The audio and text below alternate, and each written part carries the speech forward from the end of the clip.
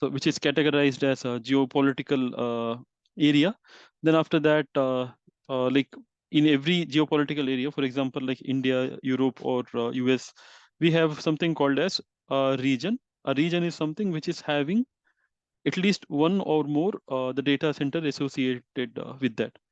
Then we also learned, then we just got an idea about what exactly availability zone is and how it provides scalability and the high availability, which we are anyways going to learn during our module 4 and 5. Then we learned about the Azure tenancy. So just to recap, tenancy is something like when you create Azure account, which we have created yesterday, an Azure tenancy is automatically created. So it defines how resources are managed and organized within Azure. And in tenancy, there are two categories. We have single tenancy and multi-tenancy. So single tenancy, like if any organization, they want to have a complete control over and the privacy, uh, then we choose for single tenancy. And most of the organization, uh, 1 minute.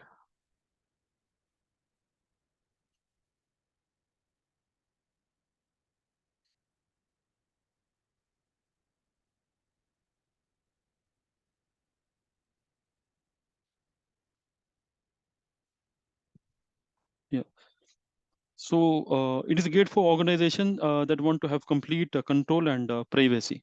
Then we have something called as the multi-tenancy as well. We studied about that. So if any organization like startup or small scale industry, if they want to optimize their costing on the Azure expenditure or the Azure spending, then they will go for multi-tenancy where the underlying physical infrastructure would be shared between them. Anyways, like they'll be having some kind of isolation and security.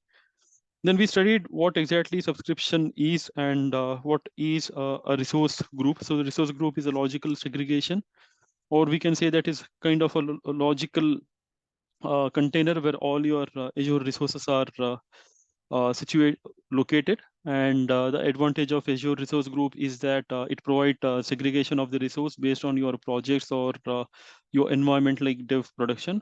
And also, like you can control the authorization or the authentication at the resource group level. So if you remember, like in Azure hierarchy, we have tenancy or the tenant and on the top level.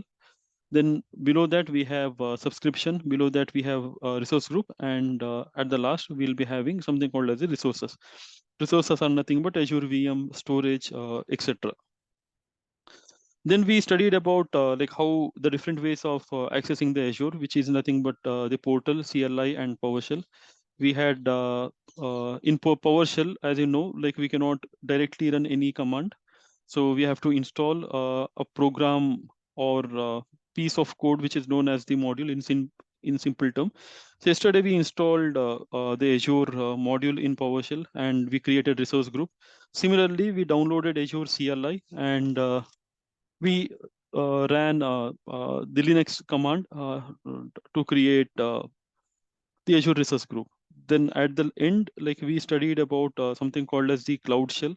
So as of now, like in this PowerShell and CLI, you were running the command locally. So Azure is providing a provision to run this command remotely. That is, you can log into their Azure portal or the Azure platform GUI, and you can leverage that option. So it would be same.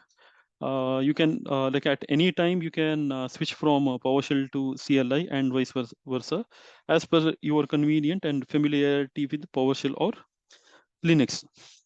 So okay, so today we'll I'll not go for module 2 and 3, which is Azure storage. I think it would be easy for you if you start with the Azure computing.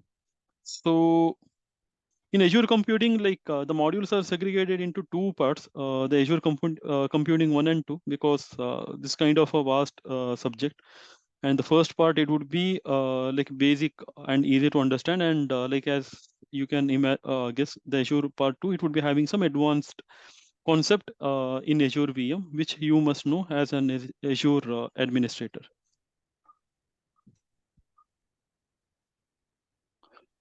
So So in today's agenda, like we'll understand what is a virtual machine, which we have already discussed in the very first class.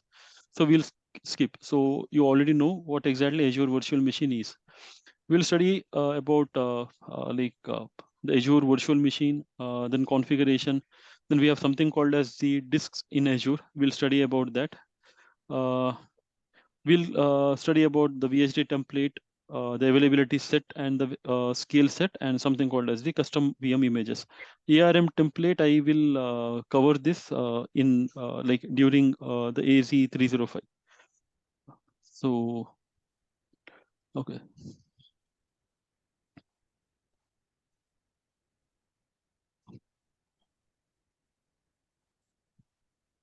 And yesterday's recording and the study material, I have already shared it to NeoSkill Learning team. So can anyone confirm me if you have already received that or you are ready to receive?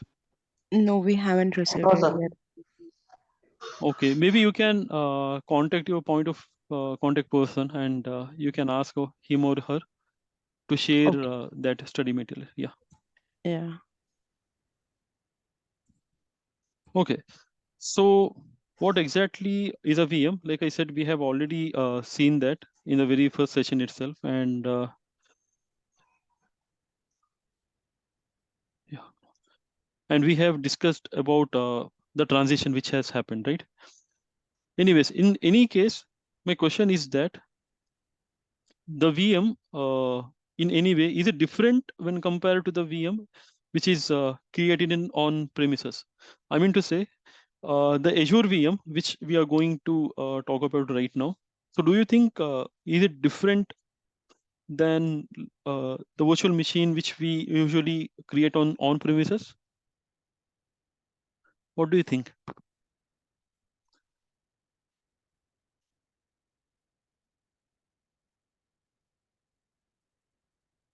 The answer is no. The VM on premises, which we would create like in the virtualized environment, it is not at all different than the one running in Azure. I told you in last session, a VM that we create on virtualized environment, a VM which we have created, it is based on the Hyper-V platform. Or of course, that can be the different VMware or the platform like VMware EXE, etc. Or it could be created on any other hypervisor software. So now, such a VM, if we look at Azure, Azure VM is available as a service. So in case of on-premises environment, you go and deploy the virtual machine. But in case of Azure, that Azure VM, it is available as a resource or as a service. So for this particular virtual machine, this is also created in a hypervisor environment. You know it already now, right? Like we have discussed a couple of times. Like even like in the Azure data center, they have their own physical server. Then they have Hyper-V hypervisor installed, and on top of that, uh, okay, how to delete resource group, which I have created yesterday in the portal. Okay, so when you do the demo, I'll show you how to delete that. Just remind me. Okay. So please remember that. Yeah. So please remember that Azure is also based on Windows-based architecture, and they also use Hyper-V software. Hence, a VM in Azure, it is not at all different than the one in on-premises, except that on-premises environment, you will be controlling the hardware, the physical machine where the VM is running. Whereas in Azure Cloud, you will not be having any control over the VM. So you might be aware right now, like when I say control over the VM, it is the underlying hardware. You cannot control the physical hardware or the hypervisor, etc. So you know it now. So using the Azure Portal GUI or the CLI, or for that matter, PowerShell, which we have done yesterday, you can request Azure to create a VM for you. Or for that matter, you can also request Azure to delete the resources. All right. So as per this slide, the definition of the Azure VM is that It is a highly customizable and scalable computing resources provided by Microsoft Azure Cloud Platform. So these virtual machines, they act as the physical server, meaning to say that a physical server, all the capabilities of the physical server would be emulated or replicated by the VM, allowing user to deploy and manage their own operating systems, application, and services within the Azure ecosystem. So what does it means is that, like, if you consider your physical hardware, I mean the physical server, you can install the operating system. I mean, you have to install your operating system. Based on that, you will be deploying your application, which we have discussed, right? So similarly, in case of Azure virtual machine also, uh, you do have that privilege to customize.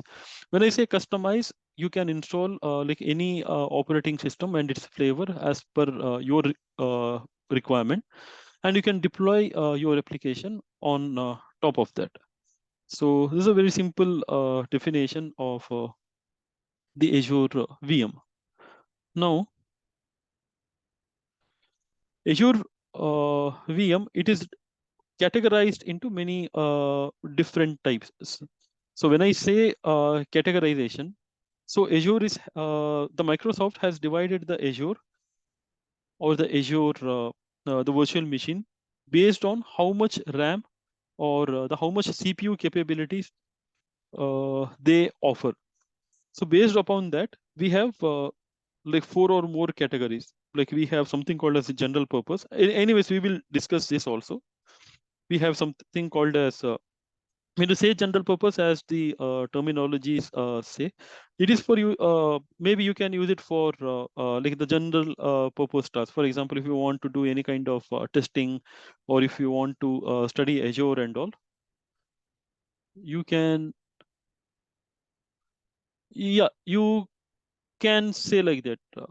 Siraj. So it's not exactly, but for just for understanding, you can say like that. It's a digital version. So for general purpose, as it says, you can use it for development and testing purpose, or if your application is relatively small, you can use the general purpose VM.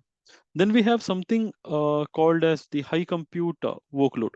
So when you say high compute, can anyone answer me? What do you understand when it says high compute workload? For that matter, high compute and high processing, they are same actually. So can anyone tell me what do you understand when it means? What does this mean?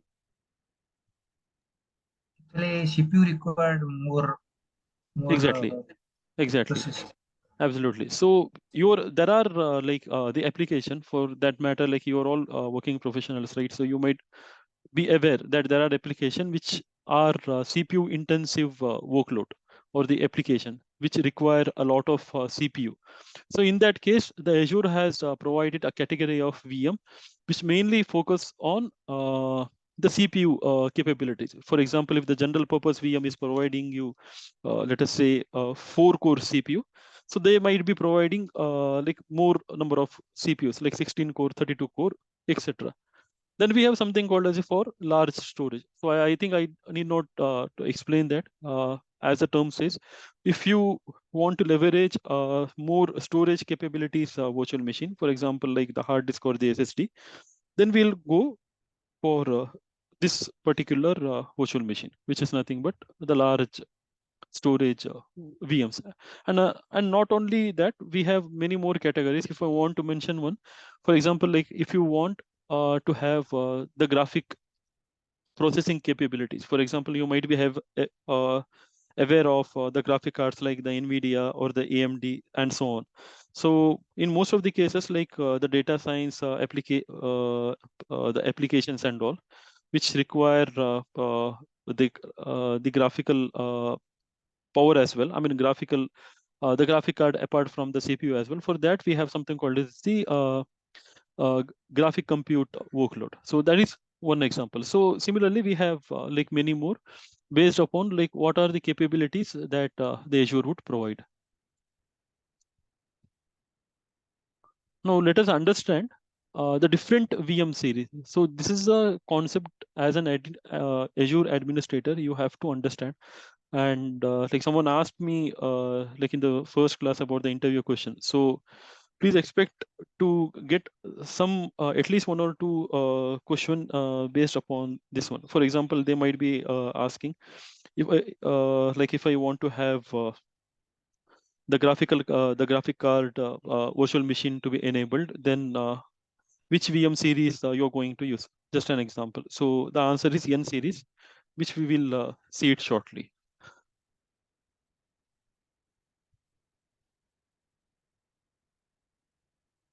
Okay, so why we have this VM series? So we have to understand that first. Let me explain. So what happens is that in Azure, like you can see when individuals or companies, they come to Azure. When I say come to Azure, like they log into Azure portal or something, or they try to access the Azure resources, they have to create VM. For this example, let us only focus upon the Azure resource VM and not other. And each of them, they will be requiring different capacities for the VM, right? What is mean by this different capacity? For example, one user will come and say, okay, I want a VM with 10 GB RAM capacity and 2 core CPU. There would be another user or another organization. They'll come to the Azure and they'll say that, okay, I need, like I have a very CPU intense workload, so I need 32 GB RAM and 16 core CPU and so on. Or they may say that, okay, I need a larger storage virtual machine, etc. So now for Azure have like as you know, it have a plethora of customers with different capacity requirements. Now because of this, it would be difficult for Azure to provide services like this, right? So if they do not have any kind of series fragmentation, it would be difficult for Azure to provide VM. So the Microsoft, they thought of a standardization. So they said that, okay, we need to do some kind of standardization. So that is where the Azure has created something called as the VM size. When I say VM series and the VM size, they are interconnected. So when I say repeating VMs, let us understand what exactly is a VM size. A VM size define how much resources you will get with the VM. Okay, so when I say how much resources, like it would be mainly the CPU, RAM, and the storage. Let us focus on these three parameters or the properties of the virtual machine. So VM size defines, repeating, a VM size defines how much resources you will get when you create a VM. Okay, so before I proceed, like I just want to make sure if anyone is having any confusion to understand what exactly is a VM size.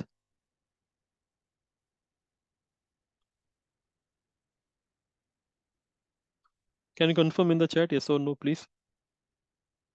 Because like today, like we are going to talk at least half an hour or more on the VM size. So it is a must that you like should understand what exactly is a VM size. If no answer, then I'll assume that you have it is clear for you.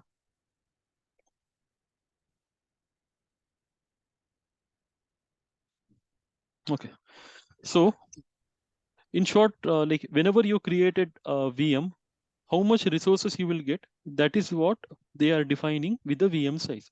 Yeah, as simple as that. For example, let me take an example. There is a VM size called as the B2MS. Let me open my, okay. We'll see this and we are going to use the same VM size for our demo purpose. Okay, so this is one of the VM size which we have, which is known as B2MS. And if I talk about the series, anyways, like we will go in deeply about the series. So it's a B series. Sorry for the heterogeneity. So it belongs to B series. Now, when I say B2MS VM size, it is nothing but a VM with which you will have 8 GB RAM capacity and 2 core CPU. Okay, so whenever in Azure portal, if you go and select that Azure portal, you will be having 8 GB RAM and 2 core CPU.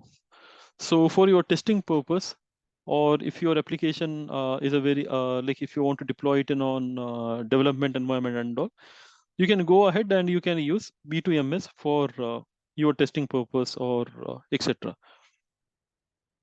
So repeating again, when I say B2MS, it is a VM size which you have with 8 GB RAM capacity and 2-core CPU. There are so many VM size which are available falling into different series. So like I said, in B2MS, B is representing series. And now within with considering that, you will have different types of VMs. For example, like let me type it here. Like in B series only, we have something called as the B1 MS. We have already discussed about B2MS. We have B4MS, etc. So what happens is that like from B4MS, I think it is having 16 GB RAM and 4-core CPU and etc. etc. You will see that like when we go to the Azure portal and when we try to create a VM, which we are going to do it today. So I'll show you like all this series of VM and all and the different sizes that is available with you inside them. And also like in Azure portal, a description will also be given to say that what exactly this VM size means and how much resources you will get, etc. So like I said, like when you try to create a VM in the Azure environment or in the Azure portal, you will be having different series. Like we have, in fact, you have A series, D series, F series, G series, H series, L series, M series, and N series. Okay. So, okay, now let us talk about the first category or the first VM series, the A series. So just repeating, the difference between the VM series and the VM size is that VM series defines the serial number or the categories of that VM. For example, B series defines, for example, B series.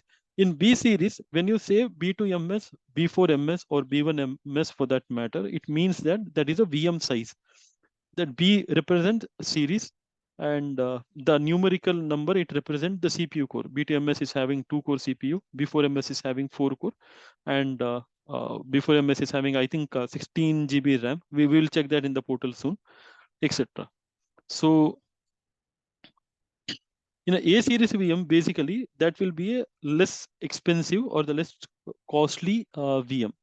So in any organization, like even for like deploying your test application and all, will not go for A series. Maybe the A series that could be used for doing some POCs and all, or if you are new to Azure and if you want to explore the Azure service, which is a Azure VM, maybe in that case you can use the A series.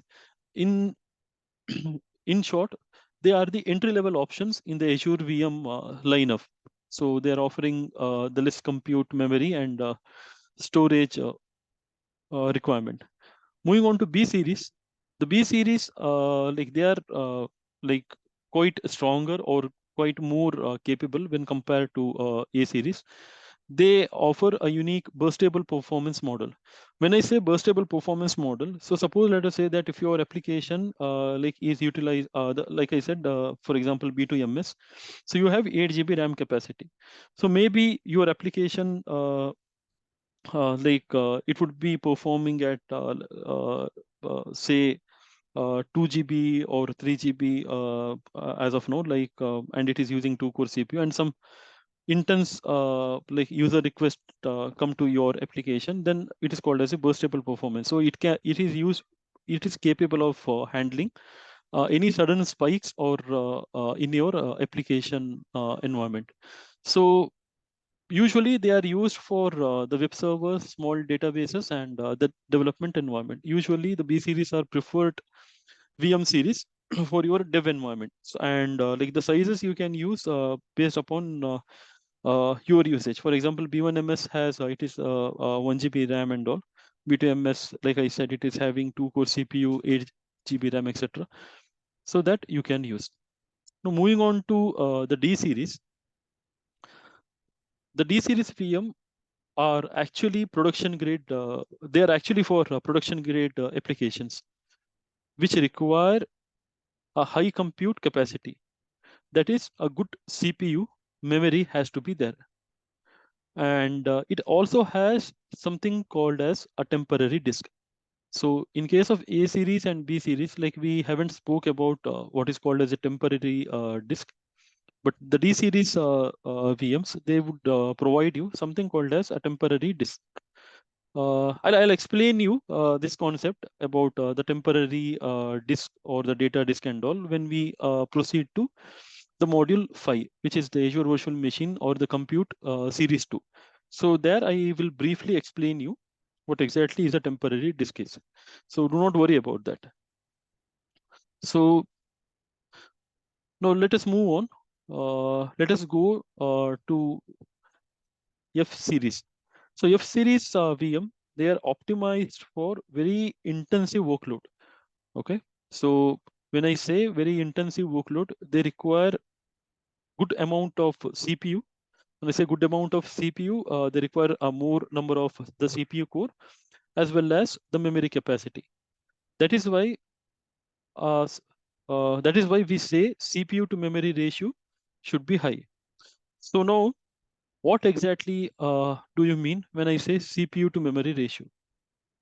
The CPU to memory ratio means you have to have a good amount of CPU as well as good amount of memory. So that is provided by the F series. So it is usually used for the batch processing, like your Kafka applications and all, the web servers and the media encoding.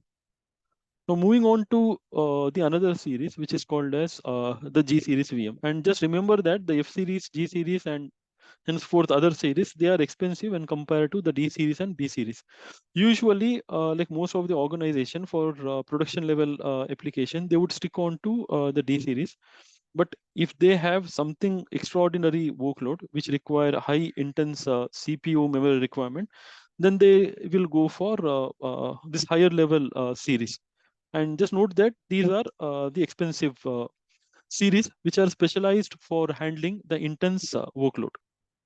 So if I talk about G series, again, just remember that the G series VMs, they are designed for memory intensive workload. So as of now, like we were talking about the compute intensive, which is nothing but a good the CPU utilization. The G series, they are meant for memory intensive workload. When I say memory intensive workload, you might be already guessing it. So it is nothing but a good RAM capabilities.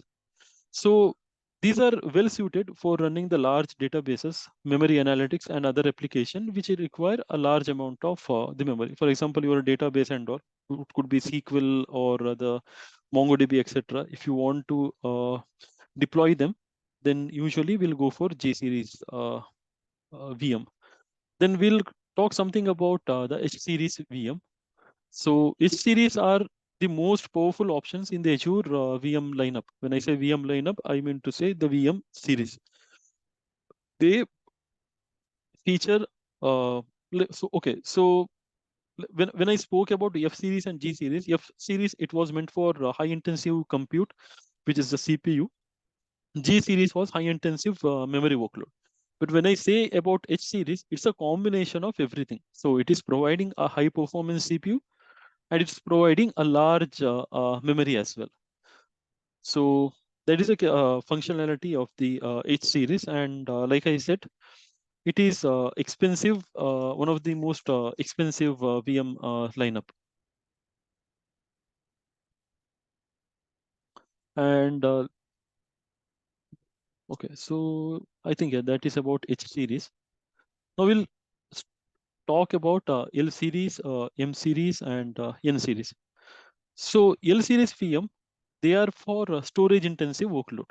So as of now, like let me repeat, we spoke about the CPU intensive, which is a F series. We then spoke about memory intensive, that is a G series. Then we spoke about the combination of both, which was the G series. So when I say about L series, so L series, it is for storage intensive workload. It provide high performance local storage and local storage capabilities. And also remember that these are the VM. Like they are for, I mean, they provide another feature which is not mentioned here, which is called as the low latency. So whenever you require a low latency network connectivity and you got to choose, then you have to choose L series. Then we have M series VM. So again, these M series VMs, they are designed for memory intensive workload, providing largest memory configuration in the Azure VM lineup. So now you would be having some confusion between what would be the difference between the M series and what was it? G series. So both G series and M series, they are meant for memory intensive workload. But if you compare both of these series, then the M series, the difference is that it provides a larger amount of memory configuration. When I say large, just memory configuration, for example, in G series, you might be having a VM which provide you a maximum, just an example, the RAM capabilities up to 128 GB. For example, if you want to have like 256 GB capability RAM, then you cannot go and choose in G series. For that purpose and all, we have specialized memory intensive series, which is called as the M series. So again, like the example is that if you have a very large databases, for example, if you have an application that spans its customer across the world, in that case and all, you can go for M series. For example, if any kind of a streaming application databases and all, for example, you can consider Netflix and all. It is a very large. It is having a very large data and the customer set, right? So just an example. So in that case and all, you can go for M series. Then at the last, we have something called as the N series.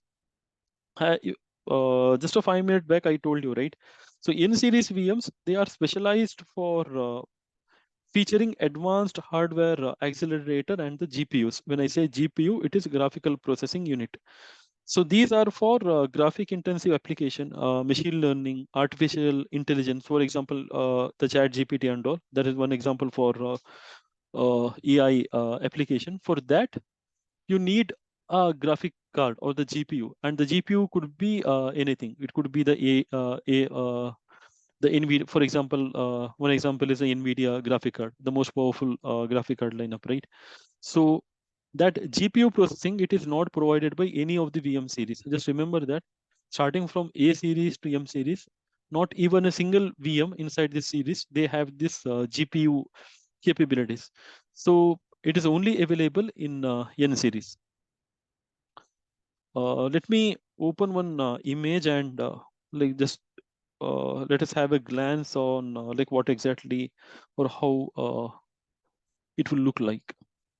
So as you can see, this is a VM size which we were talking about. So this represents the different columns. So in the first column, we have something called as a VM size. So like I said, we have many VM capabilities, whether it could be V1MS, B2MS, B4MS. Then we have D series. Now, when I say series, you guys already know what exactly is that. And all these the VM series, they belong to general purpose computing category. So if we take the example of B2MS, it has 2 virtual CPUs, 8 GB RAM, and the number of data disk you can attach is 4. So we'll see that. I mean, we'll speak about this data disk and all later on in the same the Azure Compute in the module 5. Then like it offers 2400 IOPS. IOPS means input output operation in a second. It also provides 16 GB temporary storage as well. And like at the last column, you can see the costing. So it defines how much billing you will get in a month. For example, if you use B2MS for a month, then your billing would be approximately 62 euros. If you compare to B1MS, it is only 9 euros. And if I go for D4SV3, it's another VM size, which is providing 16 GB RAM and the 4 CPUs and so on. So it is a 249 euros. So that is one example. of how we can use the different VM series. So we'll do a hands-on on creating the Azure VM using the Azure portal first. So before that, do you have any questions or queries on what we have discussed till now? Do we have any series combination of all series together? No, we do not have that. All series are independent. Okay. So I hope everyone is having everyone was able to create the portal, right? I mean the Azure account, right? Yesterday, I think Tripathi and Aman. Aman is anyways, he is not present today. So Tripathi, were you able to create the portal? I mean the Azure account. Actually, good morning. Actually, yesterday I tried due to network issue. It was not happening. Oh, Today okay. morning only. Today morning only I tried it 2-3 times. But while creating that my Gmail account, it is showing some actually I given some address and all, and just while going that for payment, it is creating some error, showing some error. Have you enabled the transaction enabled and all? The international transaction should be enabled if you are using the credit card or debit card. No, I am only debit card only. So it was just showing some Do you error. have So do you I am have the able credit to. card available with you? No, only a debit card. Okay. Okay, let's So see. I think Let's check that. Yeah. Can you show me how to delete resource group? Yeah, sure. So just go to the resource group and Yeah, just one quick question. yeah. When we are like uh, selecting any VMs and then it comes about the storage. Okay. So some machines are offering 16 GB, 32 GB of storage. So Right. that includes the OS, right? Like OS consumes some space, right? Like 4 GB, 5 GB, right? You mean to say the temporary disk we were talking about? And not the temporary disk, like for example, like just can you go on back? Yeah, this one. Yeah. So yeah, this temporary storage is showing 4 GB, right? Yeah. In first. So I just wanted to know, like this includes the OS installation No, as this well, this right? doesn't include the OS disk. So that's a separate thing. So don't Okay. worry. Like I'll explain you in detail what exactly there are three disks in Azure: the OS disk, data disk, and the temporary disk. Okay. So three are different things. So anyways, like we have that chapter in our module. So we'll discuss during that. But as for now, your understanding, the temporary disk is not storing your operating system. So that is installed in something called as the OS disk. And Okay. when you install the Azure machine, OS disk is a mandatory. It would get installed by default. Okay. Okay. So I think Amir or Sirajuddin, like you were asking about how to delete the resource group. So you just want to do is that, I mean, you have to go inside this resource group. Then you can see this option here, right? Delete resource group. So just click on that and just remember that creating the resource group will not cost you anything. Until and unless you have deleted something, it will not cost you anything. So now it is asking, like when you click on delete resource group, it is asking for confirmation. See, this feature is enabled because sometimes what happens is that by mistakenly, like you might click on that and due to some reasons, like you may click on the button yes, right? So what happens is that any resources which are present in resource group, they will get deleted. So this usually in order to prevent that unintentional resource group deletion, so they have this provided confirmation. So what you have to do is you have to copy this resource group here and you have to paste it here. Then only you will get this red color button, right? Even if I do any mistake while providing just while providing the name, it will not accept that. So you have to put the exact name, then you have to click on delete. So in the notification, you can check that it is stating that it is going to delete your resources. So let us wait once it gets deleted.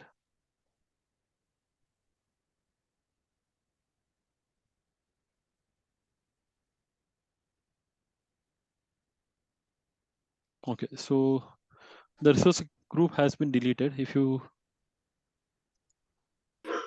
Hello, sir. Yeah, hello. In notification showing that 16,700 credits remaining for me also getting like notification. It is no Okay. issue. No, it's not an issue. Yeah, It's just a reminder stating that you have this amount of this much of credit available to you. okay, sir. Okay. So yeah, so Siraj, like as you said, I mean requested. So the resource groups are deleted. So this is how you delete that. Okay, if once it is deleted, can we recover it?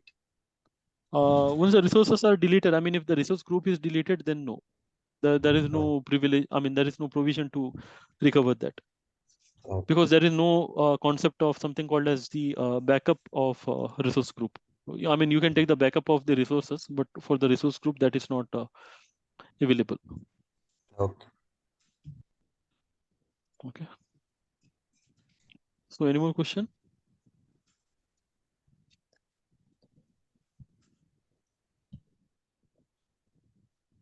Okay. So let us do a small demo here. I mean, creating the virtual machine using the Azure portal. So if I want to create a VM, I have to go to something called as the virtual machine service. So here in my screen, it is already visible here. I can directly click on this and I can do that. But for some people, this might not be available. So it is not available. Do not worry. You have two options. You can go to this blade and you can go for virtual machine. You have all services, or the simplest way is to search here. That is VM. Even if you just type VM, you'll have the same button here. So let me click on the Azure virtual machine. So if you if you want to do the demo with me, you can do that. But will not wait for much time because like it will consume a lot of time. Then we'll fall behind the syllabus. Anyways, and if you do it post this session and all, if you have any queries, then let me know. Like I'll help you. So no worries about that. If you want to do that, I'll give you a minute.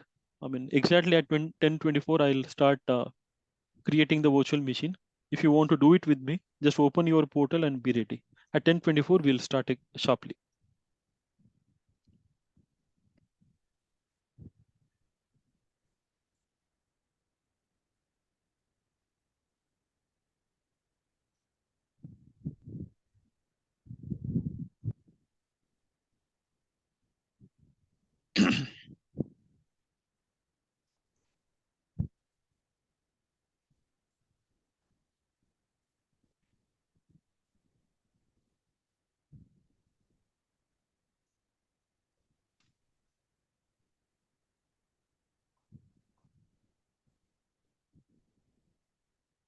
Okay, I'll start. So let me go to the home page again. Let me repeat. If you have the virtual machine service available right in front of your eyes, just click on that. If not, the easiest way, instead of going here and all, the easiest way would be just to type the VM or the virtual machine. Anything is fine. So just click on that. You will be landed onto this page where it says the virtual machine. So since you do not have that, so either click it from here, that create, or you can choose this option as well. So even if you create this button or this button, it would be same. So just create on, when you click on create, you will get three options: Azure Virtual Machine with the preset configuration and the related solution. So do not worry about these two options. We'll see it. It's not required as of now. So we'll just click on Azure Virtual Machine. There is the first option.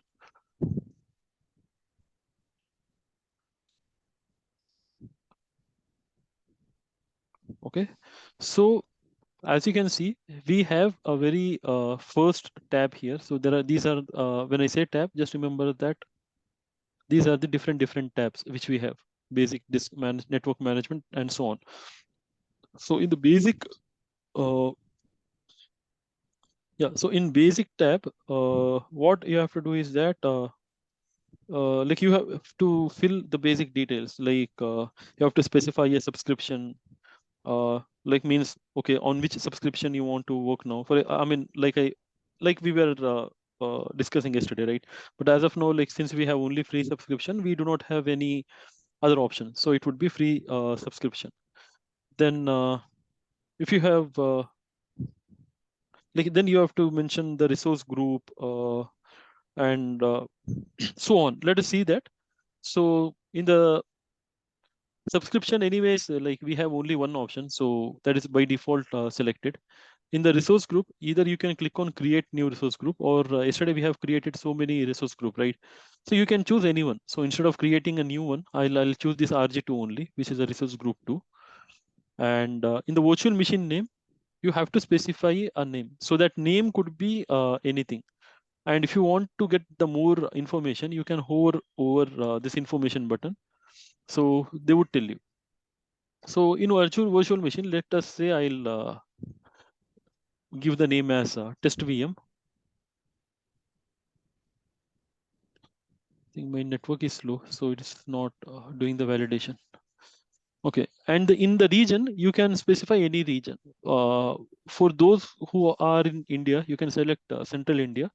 Or the best option, what I would suggest is that like you can always go for the US location. What I'm saying is that in the free subscription, like you have certain limits, like I mentioned earlier. Maybe like, for example, like in some region, like you may not be able to avail some of the VM services. For example, in Central India, you may not be able to access a certain type of VM configuration. But in case of US, West US region, or for that matter, any region inside the US, that service might be available. So if you want that, you can choose US location as well. So this is totally up to you. So you can select anyone, anything is needed. For this example, I'll select Central India only. Then we have something called as the availability options. Again, like do not worry about that. We will be discussing this in detail. What exactly availability zone? I mean, availability zone, you already know a basic understanding. But anyways, all these three options we will discuss. So for now, just keep on no infrastructure redundancy is required. So what happens is that when you click on availability zone or etc., so that costing would be more. So as of now, like we will keep no infrastructure redundancy required. And like just go on with the default selection, security type, trust launch with virtual machine. And here you have something called as the image. So can anyone tell me, like, what do you understand when I say image, or when you see this option, which is called as the image? OS, either Exactly. it is Windows, Linux. Exactly, that is right. Nothing but the OS. So let me explain again, like what exactly is an image. So an image is something from which we will be installing our operating system. So like you said, this is the correct option. It is the operating system, but let me, exactly right. It's kind of ISO image, right? So installing our operating system. So some of you might have already installed an operating system in your local laptop. Either it could be the Windows 7 or Windows 10 and all. So it may be done via like a pen drive. You might have used a pen drive, or like we used to have, like in earlier times, we used to have something called as the CD disk, the disk which was containing the operating system, right? So you have to insert that CD and you have to boot your system, and you have to do the lengthy process, which would be taking 20 to 30 minutes to install your operating system, right? But in Azure, we have to install the operating system always with something called as the images. So here you're not installing or attaching the pen drive and all in Azure. Obviously, that is not possible. So here what we'll do is that we will install the operating system with the help of the functionality called as the image. Now, let us understand like deeply what exactly is the VM image is. A VM image, it is nothing but it's a virtual hard disk, or it's a VHD. So you guys already know what exactly a VHD is. So it's a virtual hard disk which contains the operating system. When I say operating system, it could be any OS and its flavors, right? So it could be CentOS, Linux. I mean, in Linux, we have something called as CentOS, RHEL, and in Windows, we have the Windows Server 2012, 16, 19, and so on. So in the virtual hard disk or a VM image is something, it's a virtual hard disk which has the operating system in an installed state. You just simply have to pick up the image from the Azure marketplace and like you have to do the installation. Now, can anyone tell me, like you may not be knowing this, but just asking if some of you might be aware, what exactly is a Azure marketplace? Do you guys have any idea?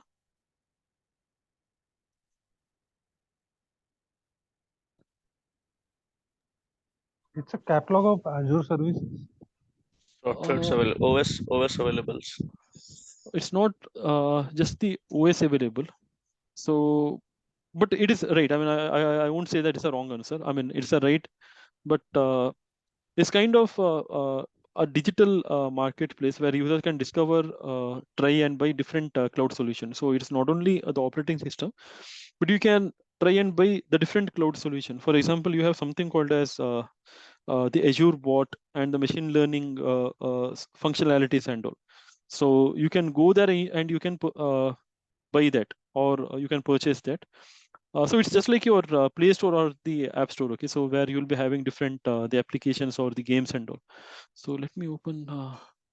If I might show you. Okay, so if you just type marketplace,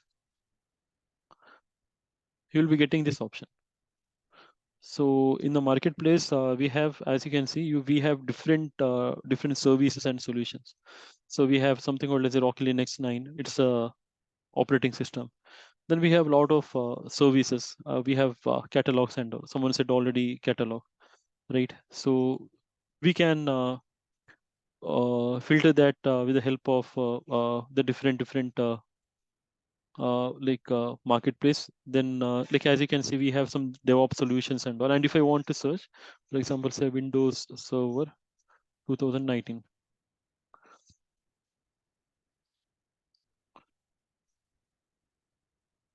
So it would give you the different operating system and which is available. So it's just, as of now, just consider it as your your Android Play Store or the iOS App Store, where all the Azure services are available. So I think two of you have answered that. It was close enough and it was right.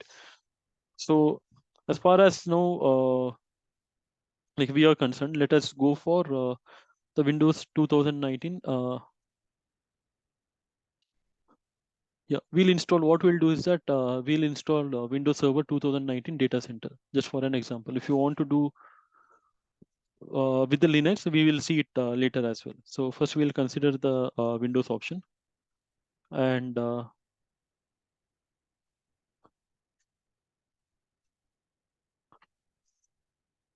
we have to select the size here. So as of now, I mean, do not select any other option. So this is completely upon the x64 architecture.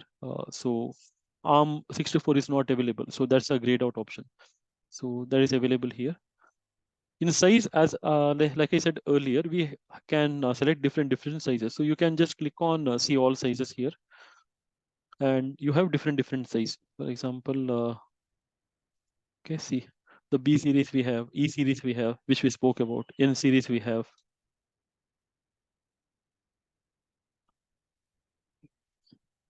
Just a minute. Okay, N series we have, etc. So you can select anything you want, but in order to work with the limited credit which we have, so we'll go for B2 series, B2MS series. So B2MS, it is offering the two CPUs and the 8 GB RAM. So I'll go and I'll select this B2MS. So it's a standard B2MS. And you have to enter your username and password here. So usually, I mean, just to tell you right now, so we are doing this via portal right now, the Azure VM creation, but in the real life environment or actually in your projects and all, you will not be doing this via the GUI. So not for that only the Azure virtual machine, you will not create any Azure resources via the portal.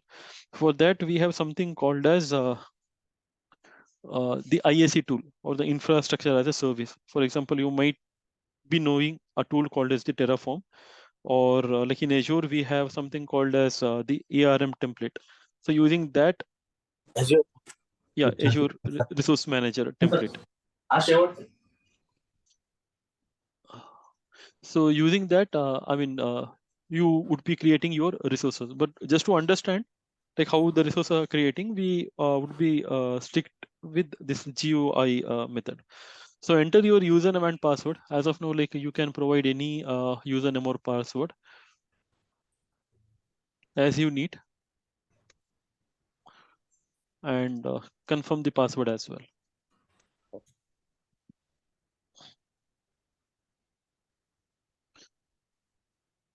So now let me explain what are this public inbound ports enabled. So when I say public inbound ports enabled, so once the VM is created, so you should be able to connect to that virtual machine, right? So anyways, like we are creating this virtual machine remotely. When I say remotely, your virtual machine would be sitting on the Azure data center. So as of now, like I told you, I have selected Central India, the Pune location. So this VM would be in Pune location. So I'm not like physically going there and creating the VM, or if I want to access the VM, I cannot go to that data center and I can do the work, right? So we are creating it remotely. And in order to create the remotely, you have to give something called as the public inbound port. So when I say inbound, the incoming request from the public means anything which is not private. So anything that could be accessible over the internet. So that is called as the public inbound port. Just a minute. Okay. And we have something called as, and yeah, as you can see, select inbound ports. We have different port. For example, HTTP 80. We have HTTPS. These are the default port 443, SSH 22, and the RDP. We will cover what exactly SSH is when we create the Linux machine. For example, as of now, like let us consider the RDP 3389. So I know, like in the introduction, like most of you said that like you are working in Azure, sorry, not Azure, Microsoft Intune and all. So can someone tell me what do you understand when I say RDP?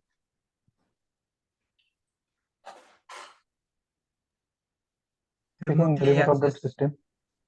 Right. And can you tell me why do we need RDP? Yeah, it's a remote desktop features provided by Microsoft. But can you tell me why do we need RDP? What is the purpose of that? For taking virtually one system for troubleshooting. Yeah, that is correct. It is for logging in to you. I mean, it is for accessing your virtual machine, which is sitting remotely. Remotely. Right. So the default port for RDP, it is 3389. And since we are creating Windows VM, and this is Windows based flavor, which we have something called as the RDP. So once the just a minute, I think someone is speaking or by mistake.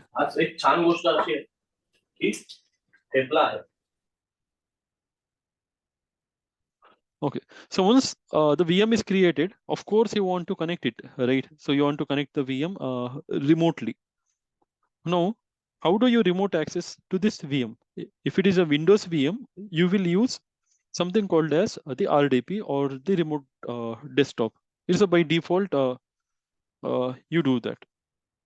And by default, whenever you create a VM in Azure, all the connectivity and all the ports on it will be blocked.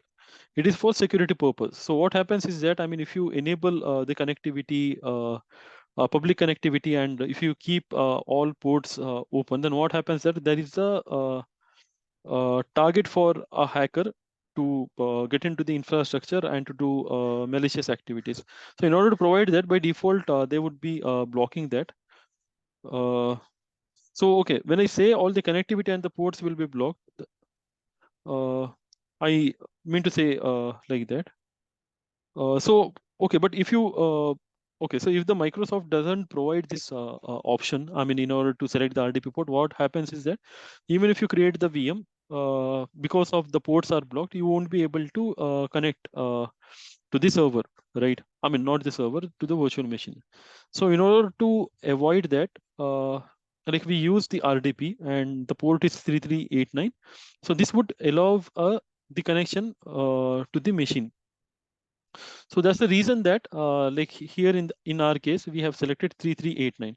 So similarly, let me explain what exactly SSH is. So similarly, just like for Windows VM, you are having the protocol, the RDP 3389. For Linux machine, we have something called as the SSH connectivity, and its port number is 22. So just remember that. So it's a Windows, it's a RDP, port is 3389. And if it is a Linux machine, for when I say Linux, it could be like anything, the CentOS, Ubuntu, or anything. So you can go for SSH 22. Okay. So, okay, then continue for the disk. As of now, like we will not talk anything about the disk, because like I said, in the module 5, we have this discussion here. So we'll not see any options as well, because we are going to do the demo during that time as well. So just ignore that. And in networking also, like we have a separate module. So if I discuss it right now, it would be totally, I mean, it's kind of a mess. So let us skip everything. And let us go to the last. I want Yeah. I want to ask something like RDP is only Microsoft based, right? It's a Microsoft proprietary, right? Yeah, for the Windows flavor. That is Okay. right. Okay. Okay.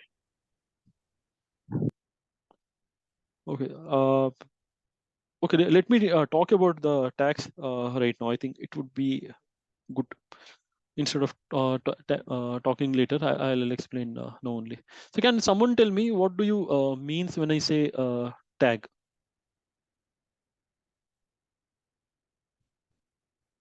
Okay, let me come here. Identification number or something. Yeah, the first part was right, for identification. For example, let us say that I mean the Siraj is belongs to the IT department, and I belong to the application team. So what happens is that like while creating and like I said earlier, in Azure, it is having the OPEX model, that is the operation expenditure model, right? So you'll be getting the monthly billing based on your usage on your subscription. So in order to categorize like on which department, for example, let us say that, okay, like at the end, the project manager or the higher level management team, they'll check that, just a minute. Okay. So at the end, like maybe at the end of the month, let us say that, okay, they will see that our VM called as the VM1, it is responsible for a highest amount of resource consumption or the billing amount. Let us say that you are having a bill of 15,000 per month. And let us say there is also another VM which I have, which is called as the VM2. So let me say that VM1 belongs to me and the VM2 belongs to Siraj. So let us say that his VM, it is consuming 8,000 rupees. And maybe there is another VM which is called as the VM3, which is being used by Akhil. For example, maybe it is consuming 7,500 rupees. So what happens is that like if for a project manager, when he understand that, okay, these VMs are consuming so much amount and all, so by some he needs some mechanism. So usually he'll be getting the Excel report and all. So he should analyze to which department this belongs. For example, like without, and he should be knowing one mechanism, like which department it belongs, and he want to know if it is a production server or if it is a development server. He want to have all those data. In short, we can call it as a metadata. So just for identification purpose and for cost and billing purpose, and to categorize whether a VM is a production or the non-production, etc., we can do that with the help of the tags. So tags are nothing but the key value pairs. When I say key value, it means that I would provide the value as key 1, value 1. Example, I will define ENV as my key, and I'll define production as my value. Again, I might be having key as environment, production as Just a minute. Development. So this is what we call it as the tags. The tags are optional in the Azure, so it is not mandatory. But most of the organization for the billing purpose, mainly this is being used for billing purpose and all. So they'll follow this tag. So as of now, let us define one key here. I'll define environment and I'll define it as, for example, test. This is just one example. Okay. Then just click on create and review. So if you remember yesterday, I told you in review and create, it would verify if everything is fine or not. So before deploying your images, not images, your resources, it would verify if the details provided by you are valid or not. So that is what it is doing right now. So as you can see the billing here. It is not 8,000, it's a 8.1. It means for every hour, this VM would be charging me 8 rupees. For example, if I keep it on or if I keep it up and running throughout the month, so what happens is that if you do 13 to 24, so it's a 720 rupees approximately 720, or it might come less as well. So that is what it is displaying. Suppose if you use D series, the costing would be more. Now once that is done, yeah, you can click on create.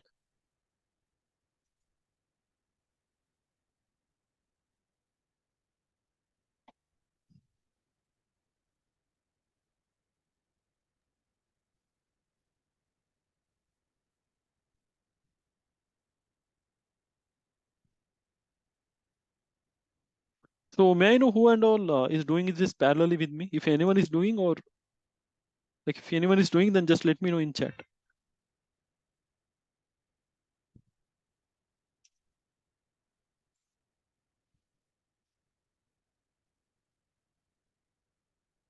Okay, good.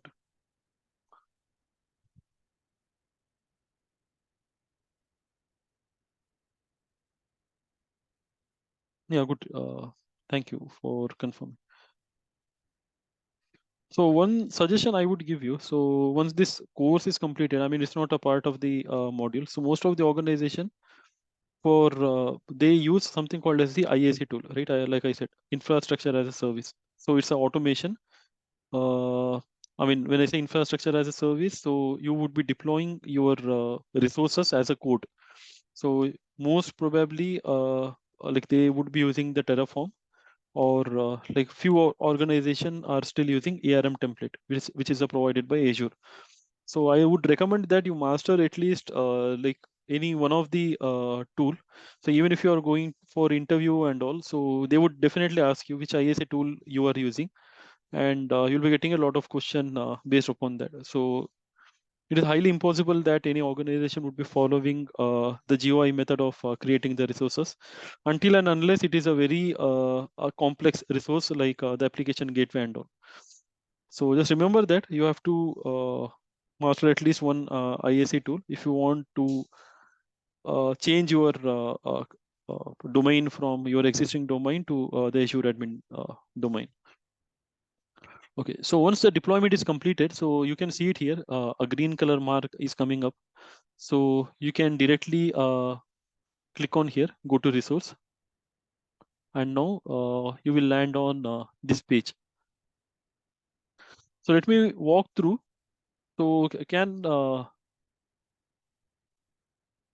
Santosh, Amir, and Gunjan, can you confirm if you were able to deploy the VM? So or any or did you get any issues? Okay, Amir confirmed yes. Well, what I'll suggest is that, I mean, once your testing is completed, similarly, you can, what you have to do is you have to stop your VM and you have to delete your VM, or you can keep it as in the stop state in order to prevent your billing to increase. Okay, for Santosh is processing. Yeah, it will take some time and it will do. Okay. So as you can see, we have assigned, we have got the public IP address as well. Okay. And we have our subscription name defined in the overview tab. And we have the location, which was provided by Central India. We have our subscription ID. We have our operating system defined, and so on. So in the other blades, we will see it later. The bash and all, it will come in during AEC 305. Networking setting and all we'll see in the module 2, and the disk will see it shortly. And in the properties, also you can check its private IP, its VM generation, etc. Agent status and all we'll study in AEC 305.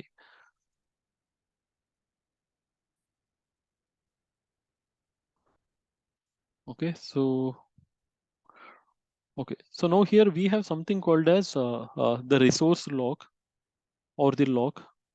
So let me do this. I'll tell you what it is. I mean, anyways, like we'll discuss it in some point of time, but let me do it and let me show you. Okay, no, what we'll do is that, I mean, I'll explain that when we have this topic, so that would be great. Okay, so as of now, like we have our VM, it is up and running, it's in a running state. I think like all of you have, I mean, who were trying, you have already created that.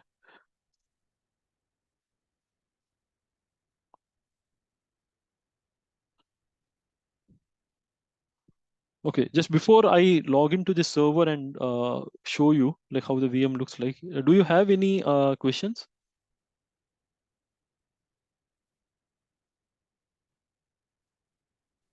Yeah. So Yeah. So the creation time, like VM creation time, it totally depends on the CPU and the storage capacity, right? So more CPU, more storage, so it will take some more time to create the VM, right? Oh no, it's not like that. So even if it is a small VM, or even if it is the series like N series, so usually there would not be any significant amount of time. So it's not based upon that. Okay. Yeah, for Gunjan, it might take some time. So well done. Okay, so meanwhile, what I'll do is that before taking a break, let us log into this VM. Okay, Gunjan, thanks for confirming. I think Akhil also it is done. Yeah, thanks. What if we forgot password or username? Yeah, if you forgot your password, so since you have access to your portal, what you can do is that you can scroll down, and here, okay, here you can see this option, right? In the help section or in the help blade, you can see the option here, reset password. Okay.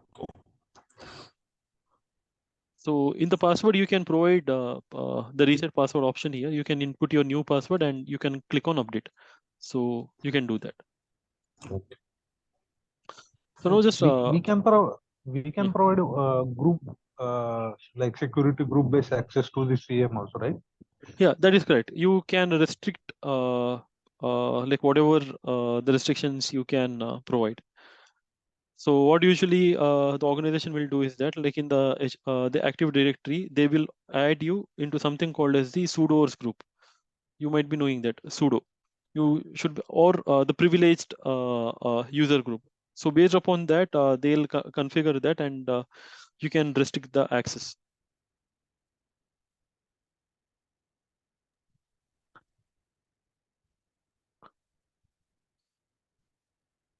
Yeah, as you can see here in operating system also, we have used 2019 data center, and you can see our tags here as well, environment test. So let me open. Okay, before that, like any other questions?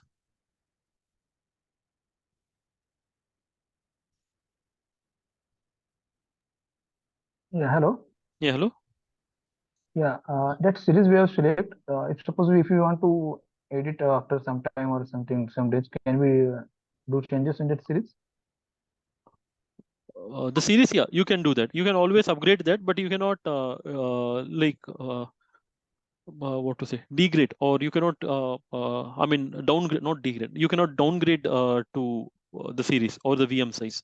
Like like lower. Yeah, like the lower. Once you have Yeah. selected the upper configuration, you cannot go back. Okay. That's the option. Okay. Got it.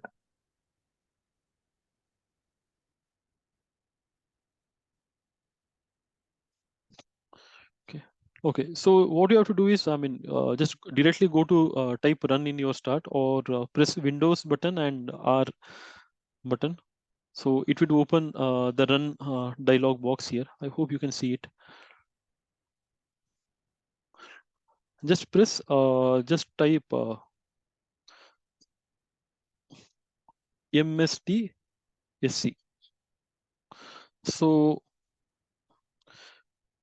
okay, so just simply type MSTSC. So once that is done, so this is a tool actually which is provided by the Microsoft to enable the RDP. So once that is done, click on that. So now you have this option, which is remote desktop connection or the RDP portal. So you have your public IP connected here. I mean, public IP associated here. Just click on copy and paste it here in your computer. Then click on connect.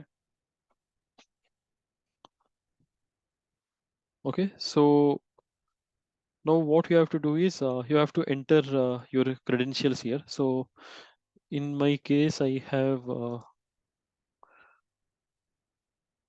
provided my name. So similarly, you have to enter your username here, and you have to enter your password. Just click on OK. Then you will get some this warning prompt. Just click on connect. Yes, I mean yes. So once that is done,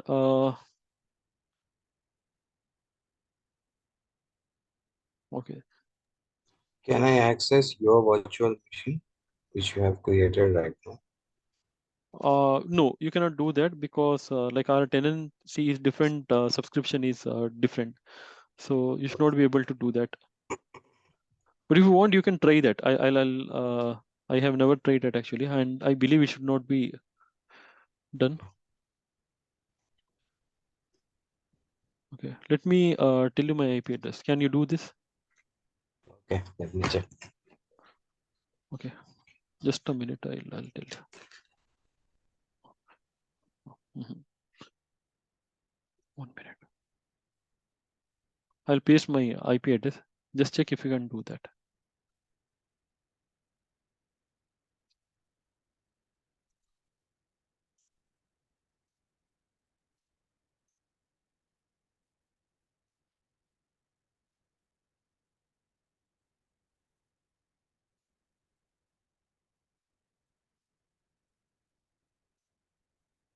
This is my IP address. So try.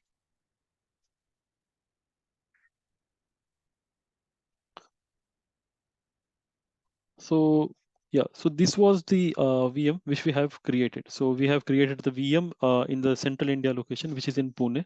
So that is up and running in Pune. So just sitting in my home, I was able to connect to this virtual machine using the RDP protocol. So this is how you do it. So this was a simple demo on how you can do that.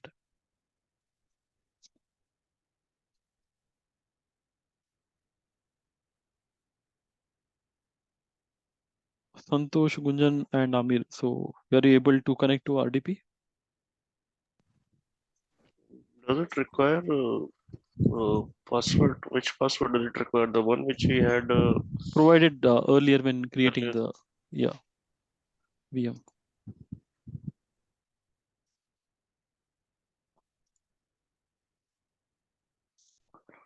Okay, thank you, Santosh, for confirming.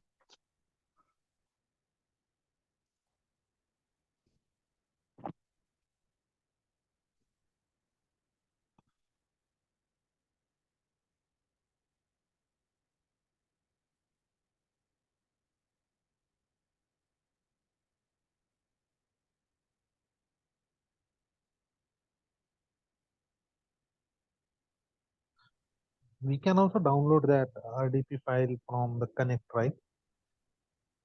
Yeah, you can, yes. I did it that, so that worked out. Okay.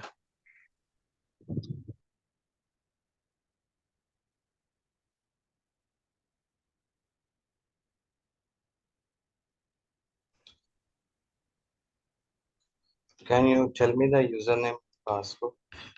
So anyways, you are getting that prompt, right?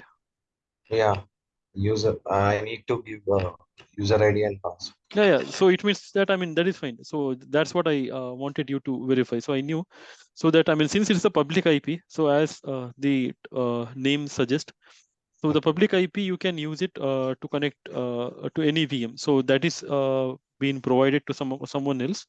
So you would be able to connect that. But if in case of private IP, so it's a 10.0.0.4. So during this case, I mean, this IP address, these are private or internal. You cannot share it to others. So we'll discuss this private IP and public IP, etc. in detail when we go to networking and how we can secure them. So I just wanted to convey the same thing. So if you provide your public IP to someone, so usually you would be able to do that. I mean, you can connect to any VM.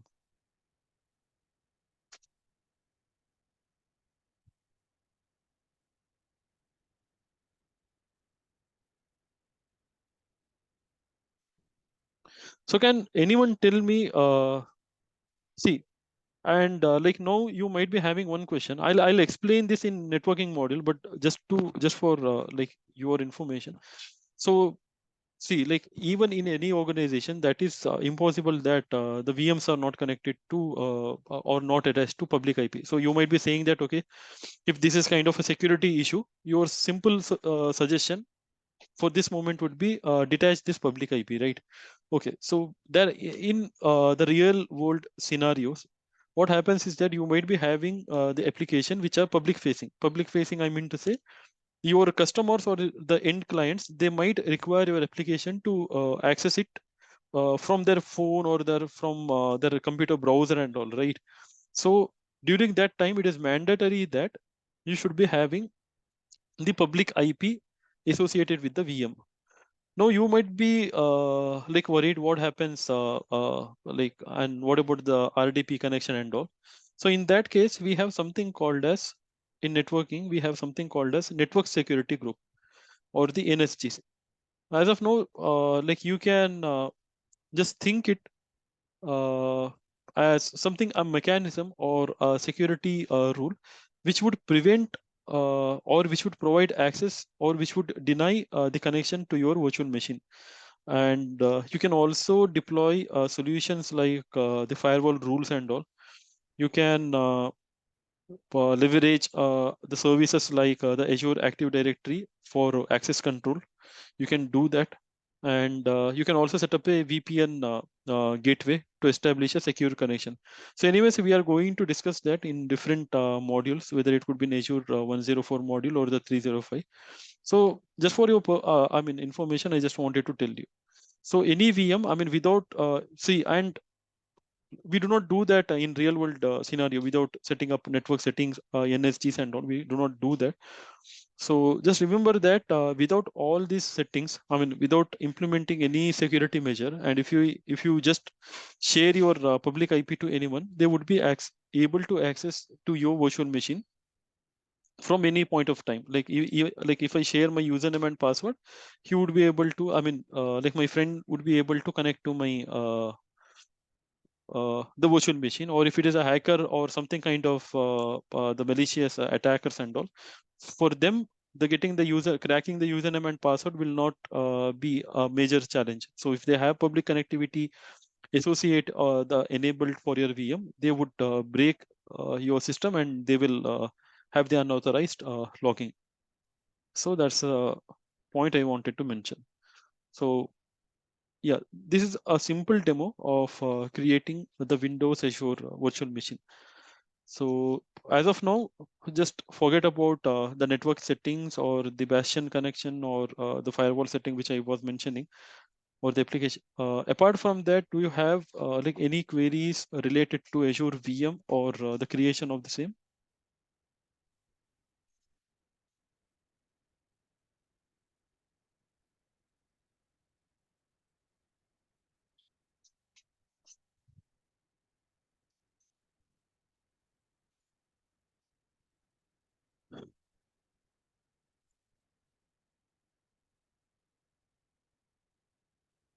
So any questions, queries?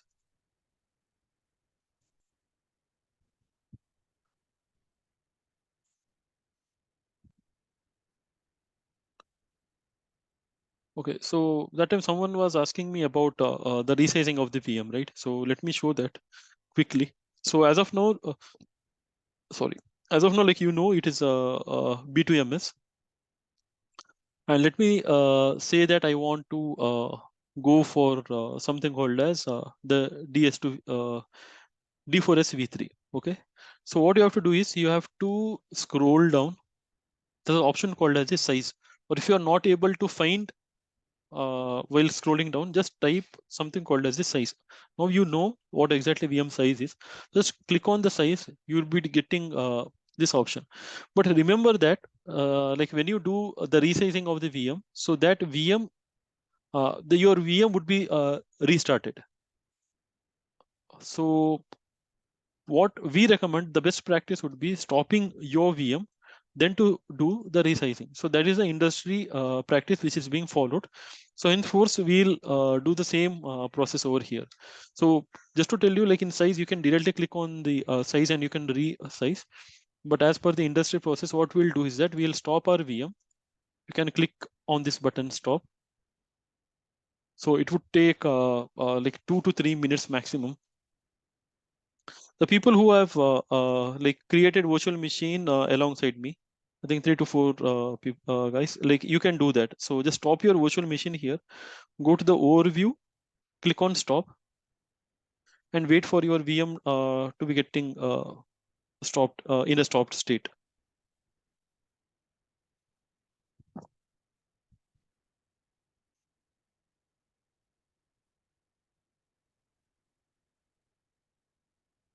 So one doubt. Yeah. Hello? Yeah, sure. If virtual machine, now it is running from remote. Hmm. For example, I'm shut down that virtual machine. We can start again. We can from remote. You mean to say that, okay, I'll stop it. I mean, your virtual, your RDP session is active, and if you click the stop button Shut here. down and no. I'm asking we taken remote that. Yeah, if you do that, it will stop here. So your VM status would be stopped here. Okay. We can again start from here also. Yeah, you can start it from here. Then you have to start from here, because anyways RDP session won't be available once the VM is in a stop state, right? So you have to start it from the portal. Yeah, okay, sir.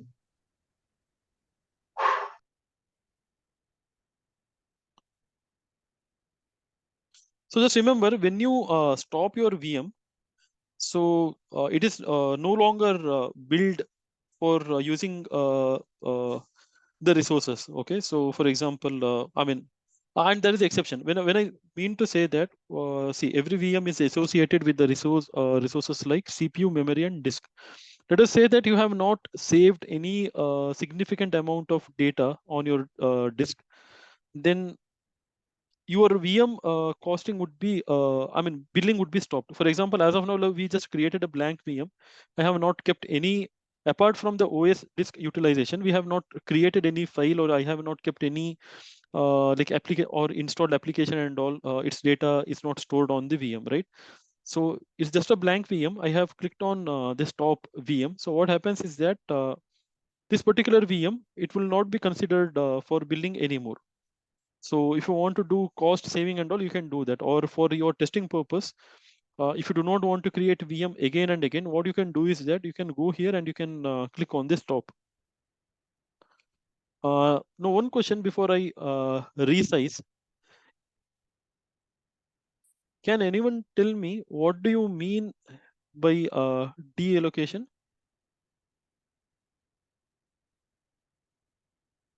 You can see it here, right? So instead of just getting rating as the stopped only, it has written here stopped in bracket. It is deallocated. Hardware is deallocated. Yeah, exactly, absolutely. So when I say deallocated, it means that the VM has been completely shut down. As you can see, it's just like I mean, going to your RDP session and you have the option, right? Or for matter, here only I have the option shut down. So the VM is successfully shut down, and the resources allocated to it. When I say the resources of a VM, it's a like CPU, memory, and storage. Like these three parameters, they have been completely released. So that is what it means, the deallocation. You can say deattach. Sorry? Deattach Yeah. means it is Yeah, kind of detached, you can say. For example, what happens here is that, okay, let us say in the Azure, this is my Azure data center. Let us say this is a Pune data center. This was my physical hardware. Like, you know now that like any VM, they are running on the physical hardware only in the Azure, which we do not care about. And this is my hypervisor, Hyper-V. Let us say that VM which we have created, this was running here, VM1. Let us say this is the hardware 2, so the hardware 1 or the physical server 1. Each physical server, as you know, it is associated with the CPU, memory, and the storage. Like in the first session, we have understood that for the storage, we have something called as the SAN storage. So your VM's disk, which are VHDs or the virtual hard disk, they are stored over this SAN storage. Okay, so as of now, let us understand that, I mean, these are connected here. So let us say that CPU, memory, and storage are associated to this first physical server. For the second server also, it is the same. It has CPU, memory, and storage. So now let us assume that my VM, it was running on the physical hardware, physical server 1. So now what I have done is that, like, I have clicked on stopped, and it has been deallocated. It means that someone said the hardware is already released. So you already know the virtual machine, it is like consuming the CPU, memory, and so on from its underlying physical hardware, physical server. That is, it is utilizing the CPU, memory, and storage capabilities of underlying physical server, which is a physical server 1 here, and it is utilizing for its purpose. So for example, in our B2MS, when I say 2-core CPU, it is taking, for example, let us say this physical hardware, it is having some like 128 CPU cores, right? So when I say 2-core CPU, it is taking that 2-core from its underlying physical server. And when I say 8 GB RAM, let us say that this is having, say, 1 terabyte of RAM. Just an example. Just don't worry about that. Let us say that it's consuming 8 GB of RAM from this 1 terabyte. And let us say that all this physical server, they are having the same attributes, that is 128 cores and 1 TB RAM. So when I say, when I do the VM stop, what happens is that these resources are released. So this 2 GB, which was consuming here, now it was 126 GB. And in 1 TB, some slight amount of RAM was released. So when I stop the VM, so this VM from here, it is gone. So all these resources, they are given back to your underlying physical server. And as I said, the virtual machine's storage capabilities, which is the VHD, its operating system disk or the data disk, they are relying on SAN storage and not on the physical server. So what happens is that when you click on the start button again, so just we'll do it right now. What happens is that there's a probability that it might not be starting on the same virtual machine. What happens is that when you click on the start, it would be creating on the server 2. Now you might say that, okay, there would be data loss because it has been migrated from data server 1 to server 2. No, there would not be any data loss because it's VHDs or its operating system, and if you have any data disk, they are situated on the SAN, and the SAN, which is nothing but the storage area network, as the terminology says. So all these physical servers, they are connected to the SAN using over the network. So what happens is that Azure is having its own mapping mechanism. So what it will do is that it will start the virtual machine here. It will give, so instead of deriving the resources from here, the physical hardware capabilities here, it will derive the 2-core CPU and 8 GB RAM from this physical hardware. And anyways, your VHD files, it is relying on the SAN. So it would use that, and your VM would be starting. So as an end user or the customer of the Azure, you will not be having any idea that at the back end this has been happened. So when I say de-allocated, this is what it means. Okay, so let us resize now and take a break.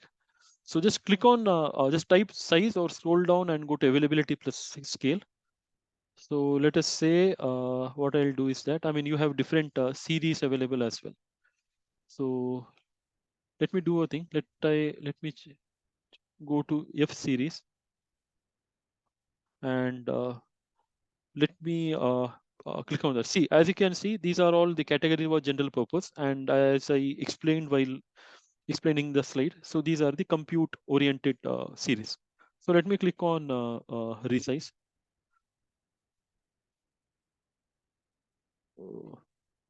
And the rest of us, rest of others like who have created the VM, you can stop the VM.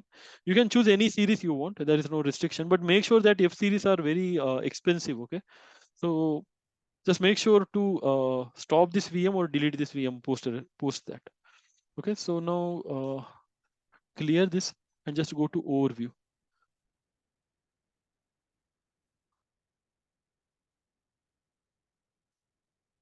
Strange. Resize version mission standard FTFS. Okay, as you can just refresh your button as you can see, the size has been increased to F2. The series is F2S V2. It's a more compute oriented. And if you want to do, you can start here and you can access the VM. So as of now, what I'll do is that I'll go ahead and I'll click on delete.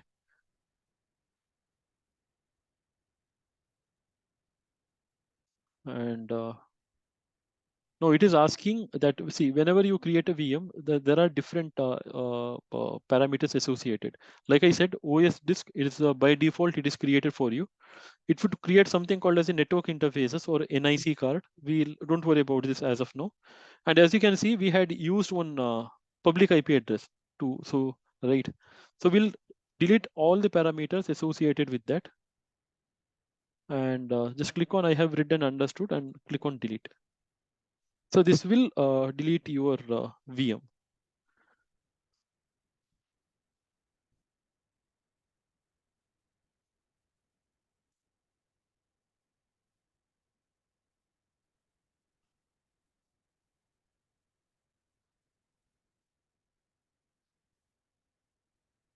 Okay.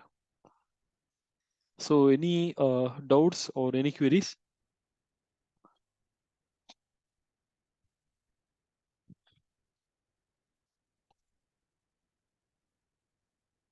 Yeah, sure, Akhil, no problem. Yeah, you can do it later. Yeah. We will take a short break. Just tell me like how much time you want, like 10 minutes or 15. Just let me know. Anything is fine.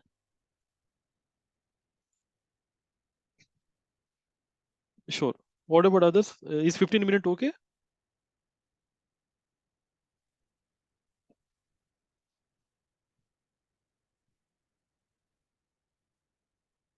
Okay. So it is 11:19 now. So we'll meet at 11:35 a.m. So the people, if you want, I mean, if someone have not created the virtual machine right now along with me, what you can do is that you can use this time and you can try to create a VM and resize the VM and delete it. Okay, so we'll meet at 11:35 a.m. sharp. So please do not be late. Okay, guys, thank you.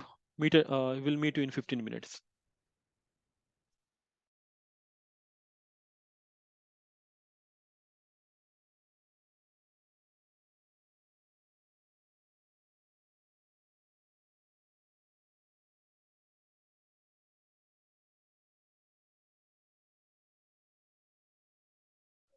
Hello.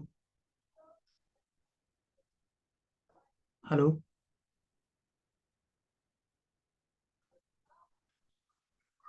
Hello.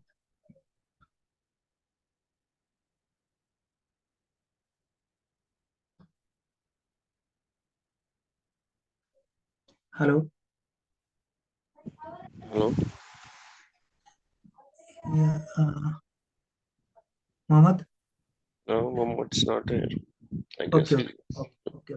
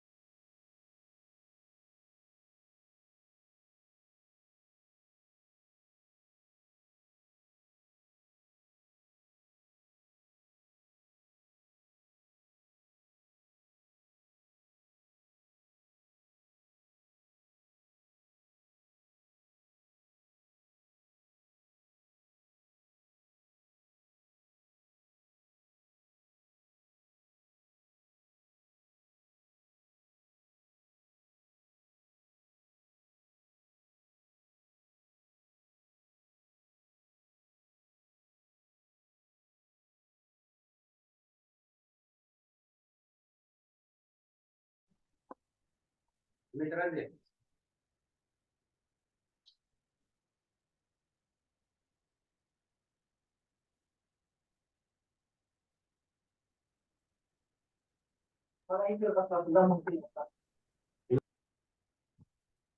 everyone.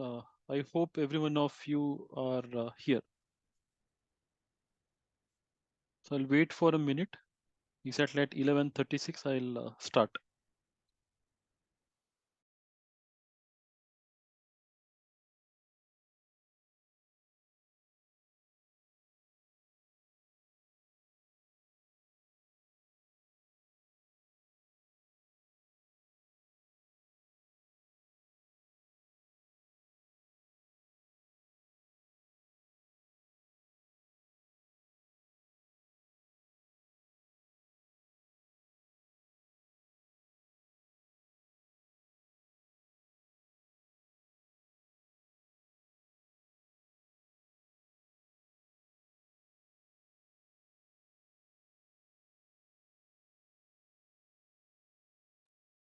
Hello.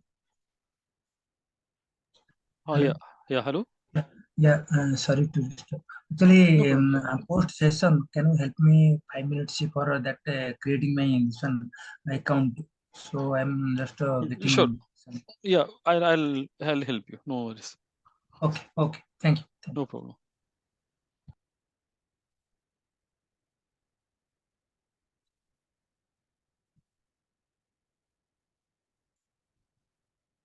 Okay. Let us start.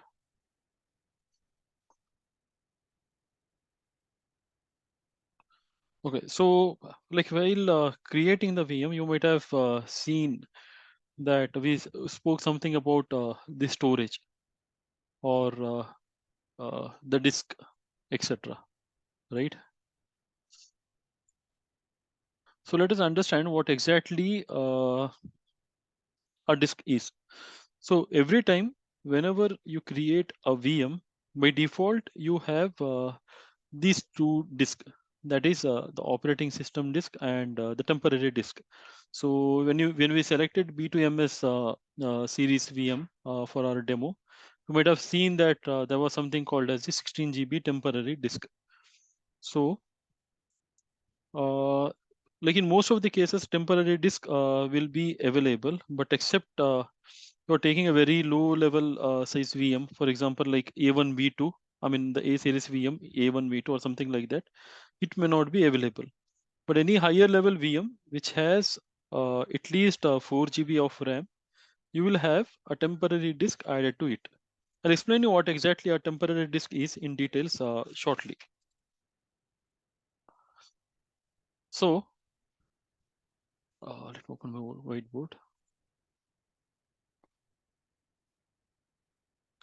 Okay, but before that, we have to understand what exactly OS disk is, first of all. So if you remember, I told you when we created a VM, we had to select an image, right?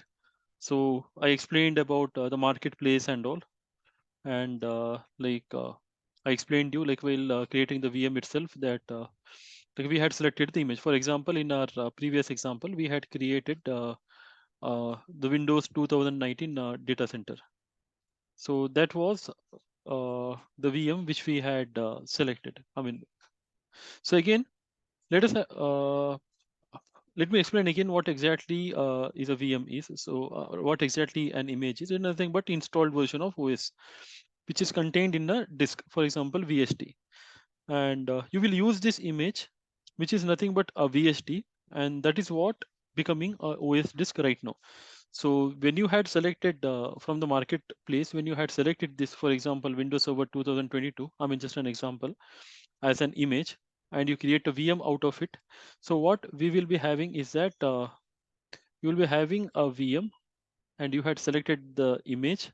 So that image is being converted as the OS disk, which is nothing but your operating system disk.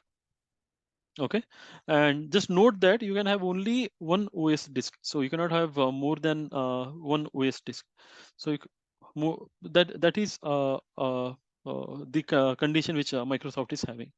And side booting is not also not supported. When I say side booting, it is nothing but like having one or more VM, so having one or more operating system in your VM. So that is also not supported. By default, typically size of the OS disk would be either 32 GB, in some cases 30 GB, or it would be 128 GB. And you can also increase that capacity. I mean to say, you can increase the OS disk capacity up to 2 TB. So that provision has been given by the Microsoft.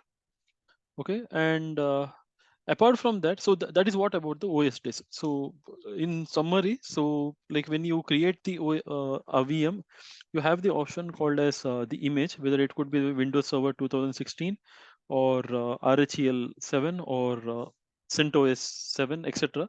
So those images are getting converted as the operating system disk, where only your operating system related files and dependencies would be installed.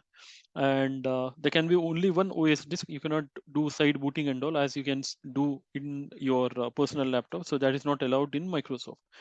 So apart from that, we have something called as the temporary disk, which is also be attached for VM. Like I said, if a VM is having at least 4 GB RAM and all, so you'll be having that option. Like even in B2MS, we have 16 GB temporary disk provision is given. So OS disk, like, it's a very simple to understand. Yeah, you can understand that. Like even if I take the example of my own laptop. So if I go to my this PC, you can see it here, right? Local disk C. So usually, like in everyone like of you who are using laptop, so or for that matter desktop, usually our operating system, it would be installed in local disk C. So similarly, there is nothing but the operating system in VM or the virtual machine. But now we have to understand what exactly is a temporary disk means. Okay, so okay, let us say that you have a VM. Let me draw it here. Let me do a thing here. Okay, so let us say that you have a VM as, which you have created. Like I told you, it would be having by default maximum one OS disk, or maximum or minimum, you can say. I mean, it would be associated with the one, at least one OS disk. And apart from that, you have something called as the temporary disk as well. Let me represent it as TD, or the temporary disk. And like I said, the availability of the temporary disk is dependent upon the VM size. For example, in A series A1 V2, that option or that privilege is not available. So now let us understand what exactly a temporary disk is. So if you remember, when we spoke about virtualization, always we will have a physical host in the backend, right? So whether it could be on-premises virtualization, or whether it is Azure provided setup, Azure on-premises setup, at the backend we always have a physical server, and we have the hypervisor software installed on that. So this is a typical setup in the Azure which we have, right? So when you create a VM, or when you provision the VM, that VM will always be running on this particular physical hardware. So we have spoke several times about that. You'll understand why. And in order to understand temporary disk, like in a short term, it is nothing but a storage capacity when you are getting from this underlying physical disk. So storage capacity, it is not the temporary disk. It is nothing but it is the storage capacity which you are getting from this underlying physical hardware itself. For example, like just before the break, I explained you, right?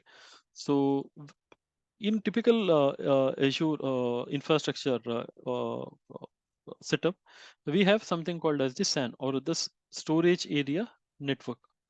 So all your VSD files, whether it could be the operating system disk or the data disk or the VSD files, it is available in the SAN, and your VM would be accessing those storage capacities from the here, just in order to maintain the high availability and the scaling functionalities. So that is how it is used to work. So when I say about the operating system disk, so when you select the Windows 2016, etc., so that storage capacity, it is accessing from the SAN storage network, which is nothing but SAN is nothing but storage area network. So this is where the disk of the VM are kept as VSD. And we also learned that the SAN would communicating to this physical server over the network. So let us say that our VM has a OS disk, which is of, just 1 minute. Yeah, let us assume that our VM is 32 GB in size. I mean to say the OS disk capacity is 32 GB. I have created as 32 GB. Okay. From where this capacity would be assigned to VM. Obviously, it would be the disk is actually kept upon the SAN, and it is connected via network with the host. So this is how the storage are interconnected, whether it could be the operating system disk or the data disk disk. This is how the mechanism work. But when I say that the temporary disk, the concept here, it is different, right? So let us say that in B2MS we have 16 GB temporary disk capacity. So when I say this temporary disk or the 16 GB capacity, so this is not coming from the SAN. Instead, it is coming from your underlying physical hardware itself. See, any physical hardware, or any, for that matter, any physical server, it is associated with 3 parameters. One is the CPU, one is the memory, and it is having its own SSD or SDT, etc. That is an inbuilt hardware for storage capacity. So in order to maintain the resiliency, the OS disk and the data disk, they are coming from the SAN storage. I mean, the SAN and the physical hardware are connected different over network by the protocol and all. But in case of the temporary disk, this our virtual machine, it is utilizing the physical server's own HDD or SSD based upon what kind of storage the class it is using. So this is where the storage capacity coming from. That is nothing but this 16 GB is coming from the underlying host or the underlying physical server where the VM is running. I mean, if the VM is running on the physical server 1, so this is where it is getting its capacity. Okay, so you got the difference now. So you know understand that like you know already that the OS disk and the data disk, it is coming from the SAN, and the temporary disk capacity is coming from the host where the VM is running. This is what we call as the temporary disk. Now you might get a question in your mind, why the term temporary, right? So in layman term, it is nothing but something which is not permanent, or some, and the reason for not being permanent, like anyone has any idea? I think we have already discussed that before the break. I mean, not directly, but in an indirect way. So can anyone tell me why the terminology temporary disk? Why it is temporary? Why the data is temporary here and not permanent?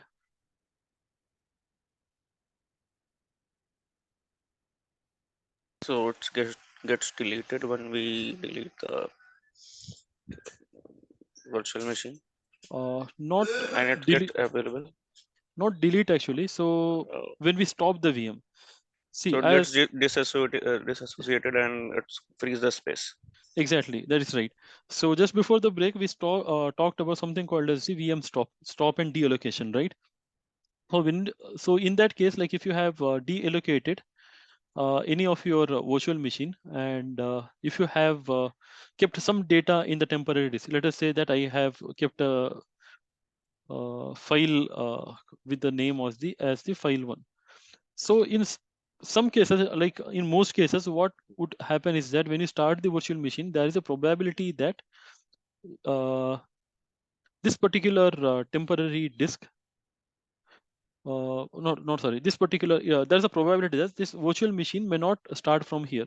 So when it is stopped, like as you know, the resources are freed, right? So the CPU, memory, etc. And apart from that, this temporary storage, when we are talking about, which we haven't spoke earlier. So this temporary disk storage capacity, that is also released back to this particular underlying physical hardware. So now let us say that it is in a stopped state. So whatever data you had, it is gone. By chance, when you click on start, if by any chance it start on the same machine, then it is fine. Your data would be still persistent, but that is not always the same case, right?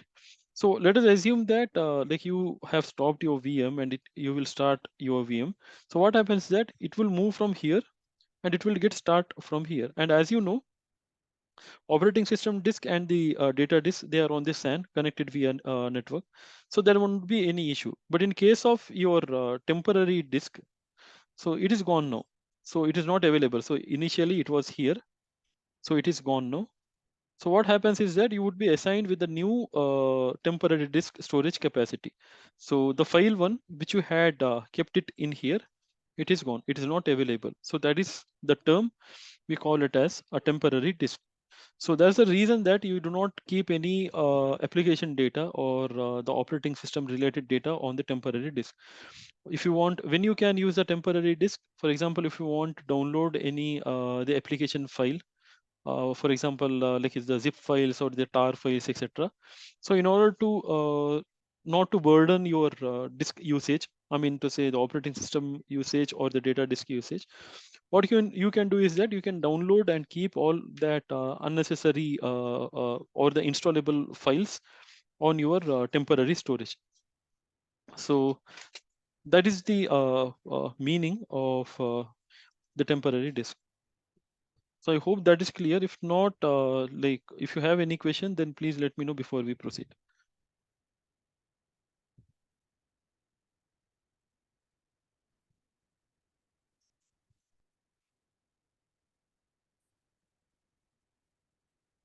Okay. So I hope that is clear, the concept of temporary disk. So let us talk a bit more about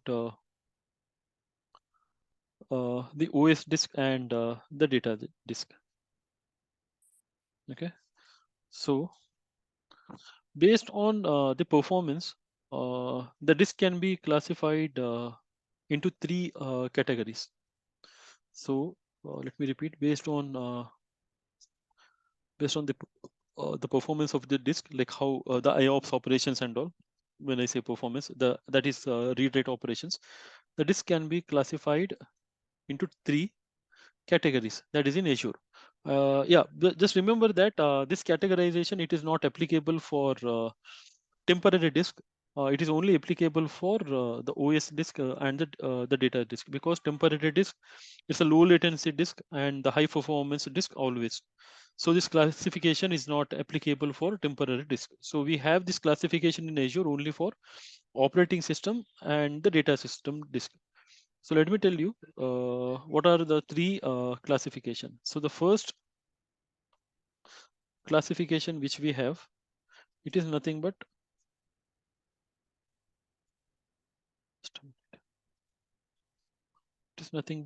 standard STD. That's the first categorization.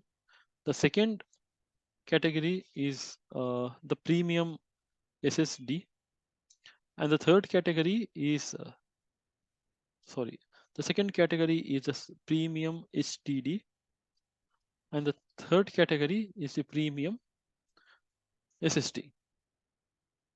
Okay.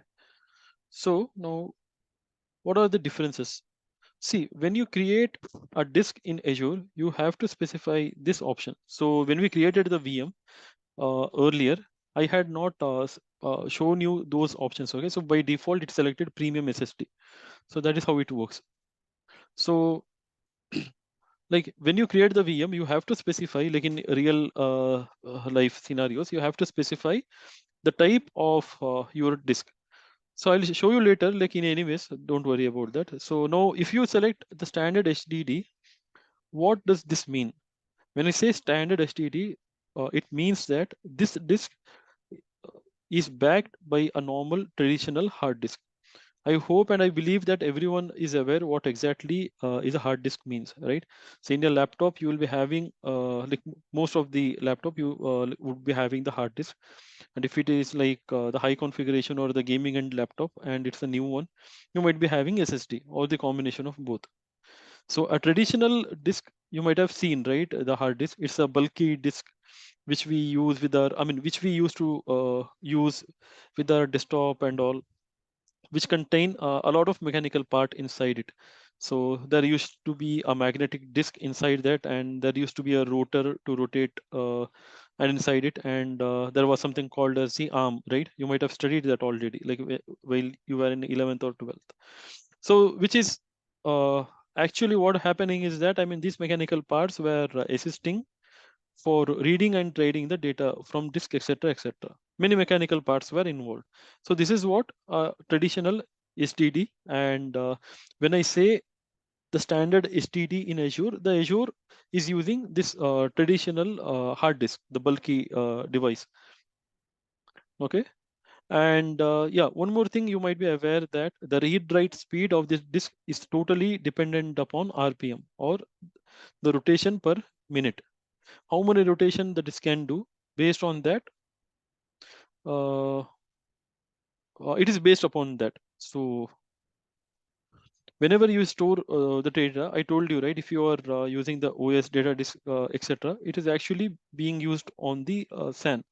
So on the SAN, backend physical hardware or the physical disk, you will be having nothing but a STD. So even in the SAN, there would be categories like let me draw you. So there might be a SAN or the storage area network, which might be using the STD, and there might be another SAN which might be using STD. So from here, from this physical hardware, your VM would be deriving its respective VSTs. So finally, so that is what a standard SDD means is. So when I speak about the premium is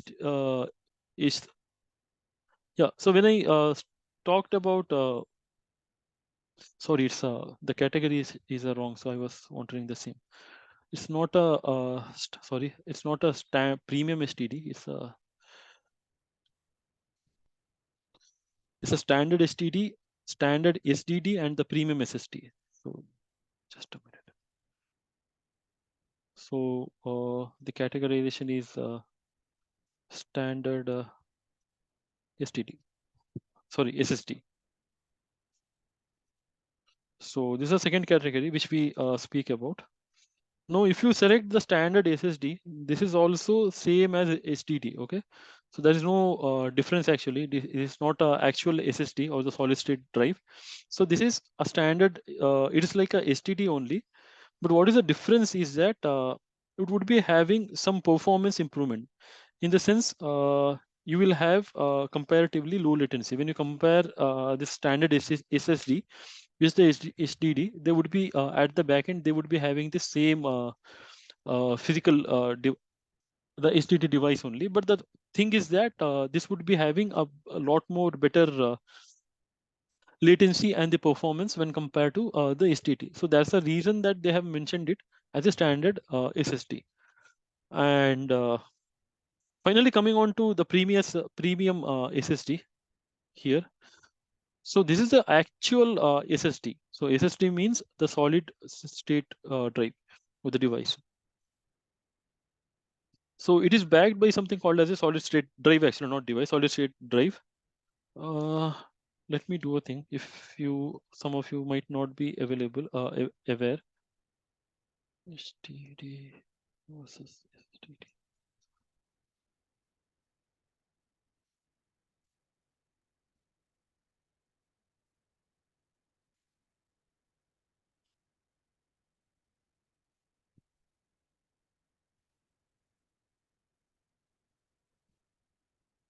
See, as you can see here, like I explained you about STD, right? So it is having something called as a magnetic disk here. This is a rotor. I mean, inside that there is a rotor, and this is an arm, and many mechanical parts are there. So the read-write data completely depend upon RPM, how fast this disk will rotate, etc. Many mechanical part would be there. When you have mechanical part, then the performance would be limited. On the other hand side, if you see this SSD disk, there are no mechanical parts, right? So just as you can see, if you look at the SSD drive, it contains only the memory chips. As you can see here, this black colored marks. So these are only the memory chips. So there are no mechanical parts, like I said. Hence, the read-write operation would be much, much faster. And the latency will also be comparatively less when compared to the mechanical disk. I think that's a question. Yeah, it's a flash.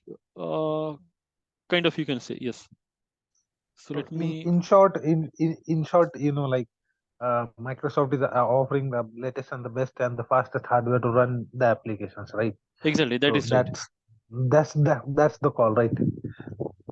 Yeah, that is a call, because I mean, you might be having your application where you have to provide a faster read-write operation, a better latency and all.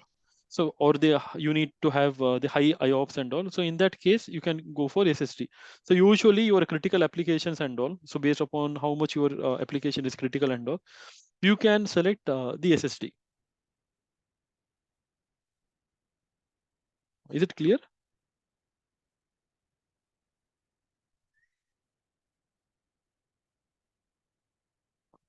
I think Akhil or someone asked the question. So Yeah. yeah. No, you can move forward. Okay. So yeah, so that is what the picture of the SSD and the HDD. So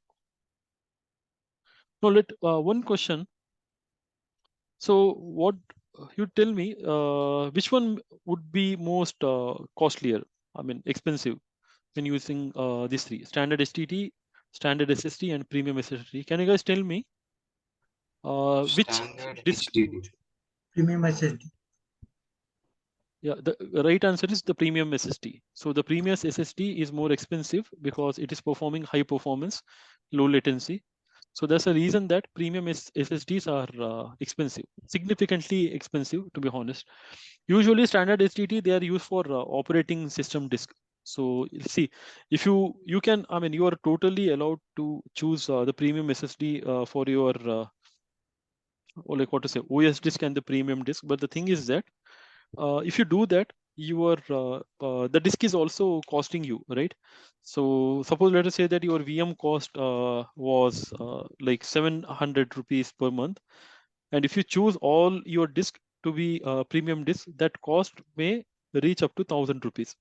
So just an example. So that's the reason that we usually for data disk we use the premium SSD, and for the OS disk we go for standard HDD. So we'll go for the combination of that. So let us understand the data disk as well. So it is nothing but, like I have told you, that nothing to explain much. So operating system disk, it is storing your operating system related data, and in the data disk you would be storing your application data. So as of now, like by default, the Azure VM would be having the OS disk. But if you want to have a data disk, you have to attach it, or you have to create a one. You have to attach that data disk while creating the VM itself. We'll see that how we can do that.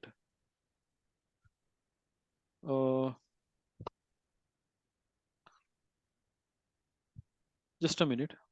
Just I'll be back in a minute. 1 minute.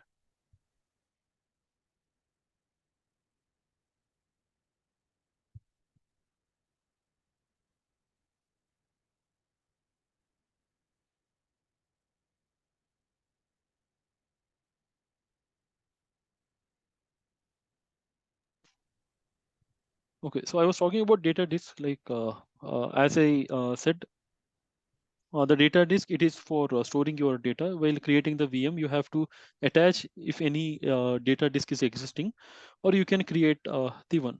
If I take the example of my system itself, like I have one disk which is local disk C, and I have three other disk, right? So these are nothing but my data disk where like usually I'll be keeping my the data. For example, some of you might have create having only local disk C and D, and then the D you might be storing movies or games or any other stuff. So that is what call as the data disk. Let me open another thing here. If you go to run and type disk management.msc,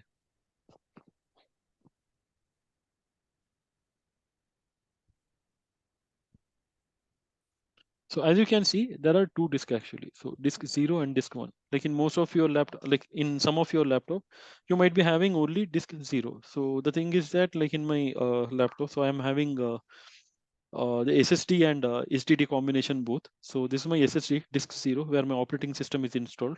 So I'm not talking about with respect to Azure, I'm talking about my laptop.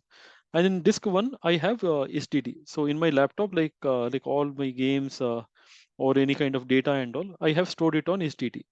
So this is my operating system disk 0, and this is my data disk. So you can visualize in this manner. Okay, so let us do a demo. And one more thing I would like to say, the maximum capacity of the disk is 32 TB. Okay, whether it could be the data disk or the OS disk, it could be it would be 32 TB. That is a maximum limit that Azure has given. Okay, any questions?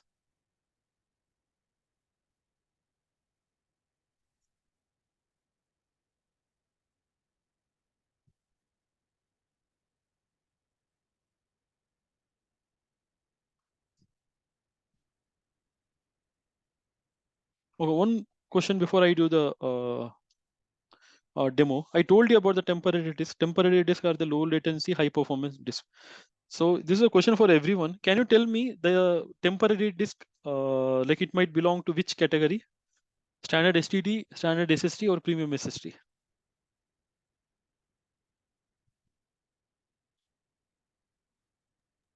Standard HDD. Standard. Premium. No, answer is premium. It's a premium SSD. Okay, let us do a demo.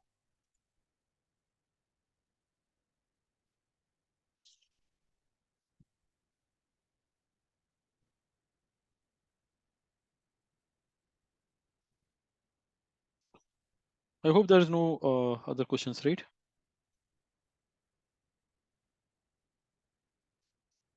Okay, let me do a thing. I'll create a VM again quickly, just for I should have kept my VM earlier.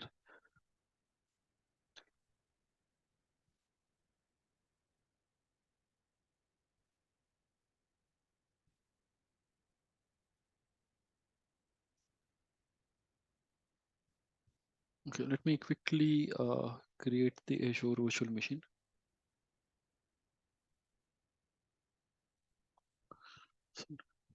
Okay, so for Santosh, is it not clear? Is it better, Santosh? Yes, no, sir. Okay. So I'll select this demo. I'll keep redundancy as no. Region is Central India. Image, let's go with Windows only. It would be quite easy for you to understand.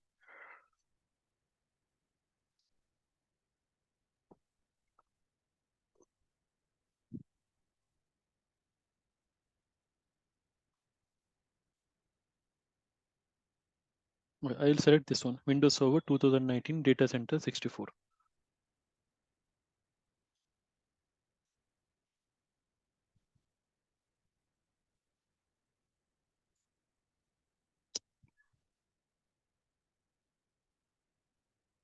I'm having a network issue. That's a reason that it's not working as expected. Okay. Just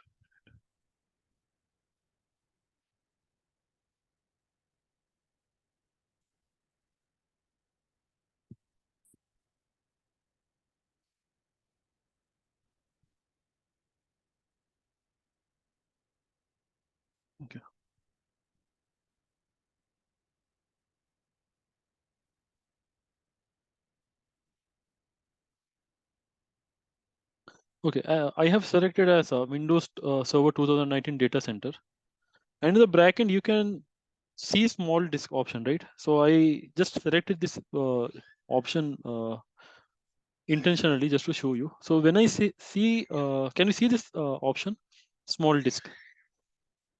So it says that your OS disk would be 30 GB or 32 GB. So it means that your operating system can be, I mean, instead of creating the 64 GB or 128 GB OS disk, it is recommending that your operating system disk is comparatively low and you can go for 32 GB or 30 GB. So there is no restrictions that you cannot go for 128 GB, but what happens is that it would be a waste of resources, right? So whenever if you see in the image, if it is written that the small disk, just go for smaller capacity disk only. So I'll go for the earlier one itself. So that's what I meant, wanted to tell. I forgot to tell you that time. Okay, I'll select this size as BTMS only to save the cost. I'll put my username.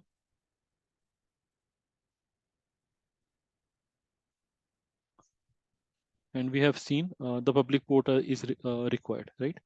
So I'll go to next, the disk section. So you can see the option here, which is called as the OS disk size and the OS disk type, right? So since this image, which I have selected, the Azure, the data center 2017, it is having a large image size. So there is no option that you can select 32 GB. So that is not possible because it is a requirement that it needs 127 GB disk. That's about the disk. Now here in the OS disk type, I have different option. So it is a premium SSD, standard SSD, and standard STD. So don't worry about this zone redundant. I'll explain when I talk about availability zone. So as of now, like usually we go for LRS or the locally redundant storage. So the data is replicated within a single data center only. So if I'm selecting Central India and so it is in the Pune location. That's what it means says. So as of now, since it's a OS disk, as I said, we'll go for standard STD. You can see the information here. The recommendation, it says standard STD, they are best for backups, non-critical and infrequent access. So SSDs, they are good for web servers. And for SSDs, it's a production grade performance required. So anyways, for the OS disk, your application data won't be residing in the disk, right? In the OS disk. So what we'll do is that we will select the standard STD only. And so this option, delete with the VM, what happens is that whenever you click on deleting the VM, this disk will be automatically created. Else what happens is that if I uncheck this option, it will not be deleted automatically. You have to manually delete that, or during the delete section, you have to define it that you have to delete this disk. So that's another option. In the key management, it is just for security purpose. We'll study about that in 305. So as of now, just understand that. So encryption of the data is mandatory. So for as of now, it is being managed by the Microsoft Azure. When I say platform managed, we have two types of keys actually. One is the platform managed key and the customer managed key. So in the platform managed key, what it means is that the encryption keys, the encryption happens automatically, or the encryption at rest, it happens, or it is being managed by the Microsoft, and they would only manage the keys. But if you want to manage, but if you do not want, if you do not trust Microsoft, and if you want to encrypt your data disk or your disk by yourself, what you can do is that you can encrypt, or you can do the encryption at rest by yourself. That is what this customer managed key means. As of now, this option is grayed out for us. So we'll click on platform managed key, and there is an option right now. So this is my VM name disk demo. So like I said, for the operating system, you do not have that option. So this will by default, it will appear. It has to be there, right? For data disk, it is optional for you. If you want, you can add your data disk. If not, you can skip that. Previously, we had not added any data disk. That's the reason that like that data disk was not available for us. So in this case, what we'll do is that we will create a data disk. Now we have two options here: create and attach a new disk and attach an existing disk. So what happens is that there might be some scenarios that the data disk might already be existing, and you want to attach that disk to your newly created VM. For example, like you might be doing some VM migration.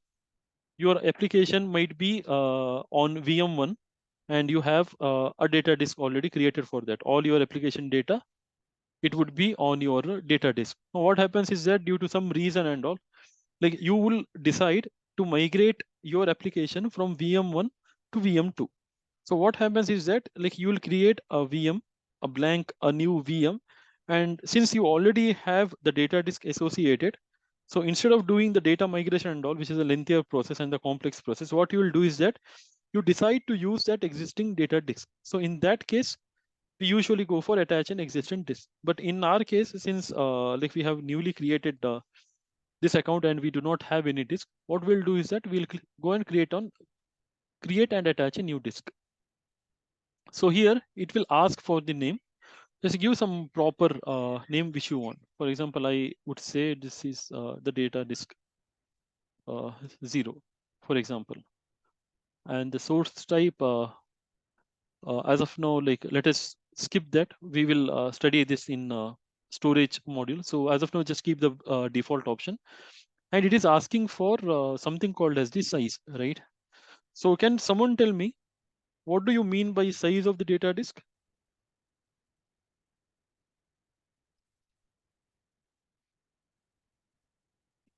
Memory allocation.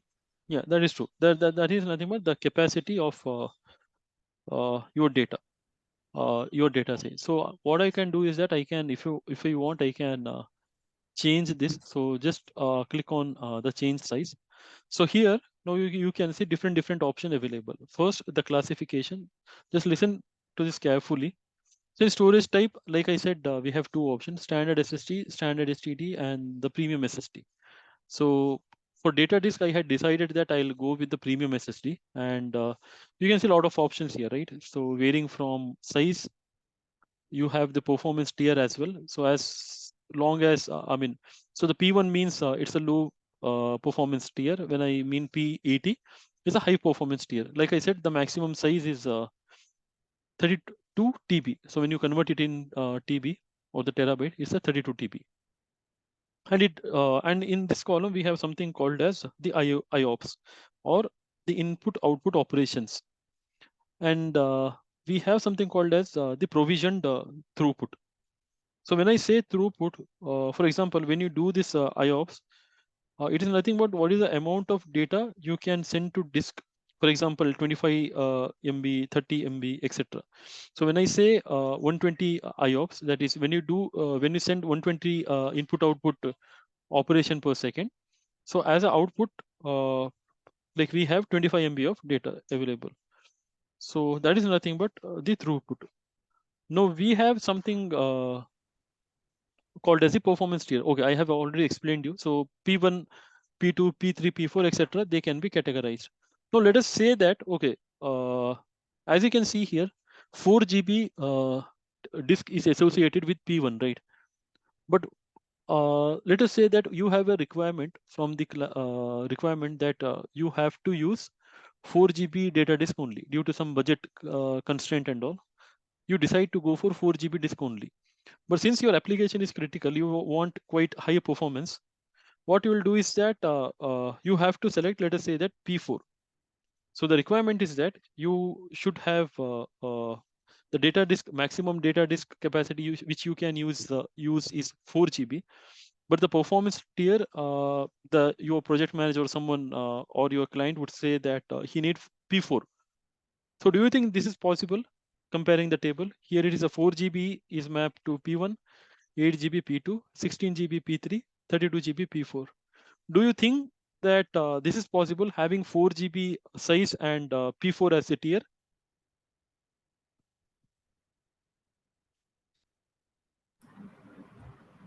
Can this be customed? Yeah, exactly. So in that case, what you can do is that you can go here and you can select 4, and the performance tier you can go for P4. So that is also available. So that is not a strict requirement. So Microsoft Azure has already thought about that. So they have given the provision to do the customization. So in our case, what we'll do is that we'll select the 4 GB size only, because the cost is directly proportional to the size of the data disk. Okay, so and anyways, this will also matter. Your performance IOPS operation would also matters. So anyways, like we'll go for 4 GB size, but instead of P1, we'll go for P4. Just click on OK. Again, I'll click delete disk with VM. So I'll do that. And the key management, it is a platform managed key. Now click on OK.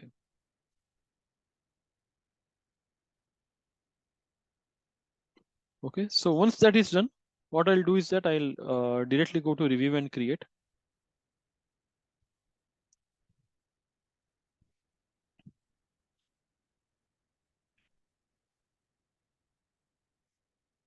And I'll create a VM once this is done.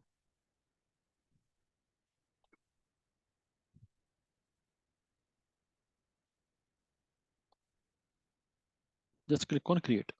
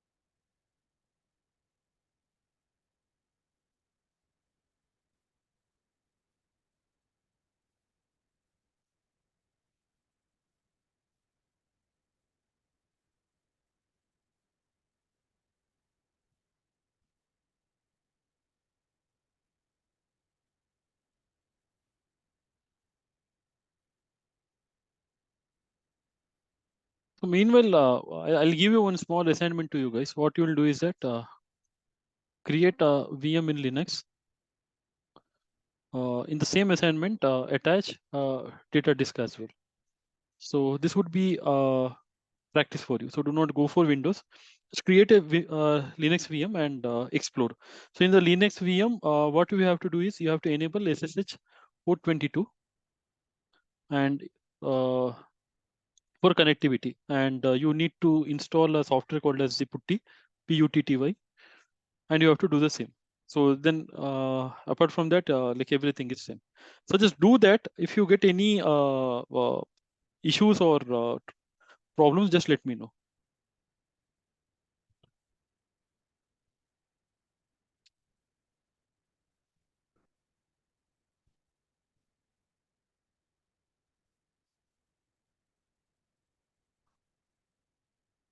Okay, so my deployment is completed. So what I'll do is that I'll quickly take RDP.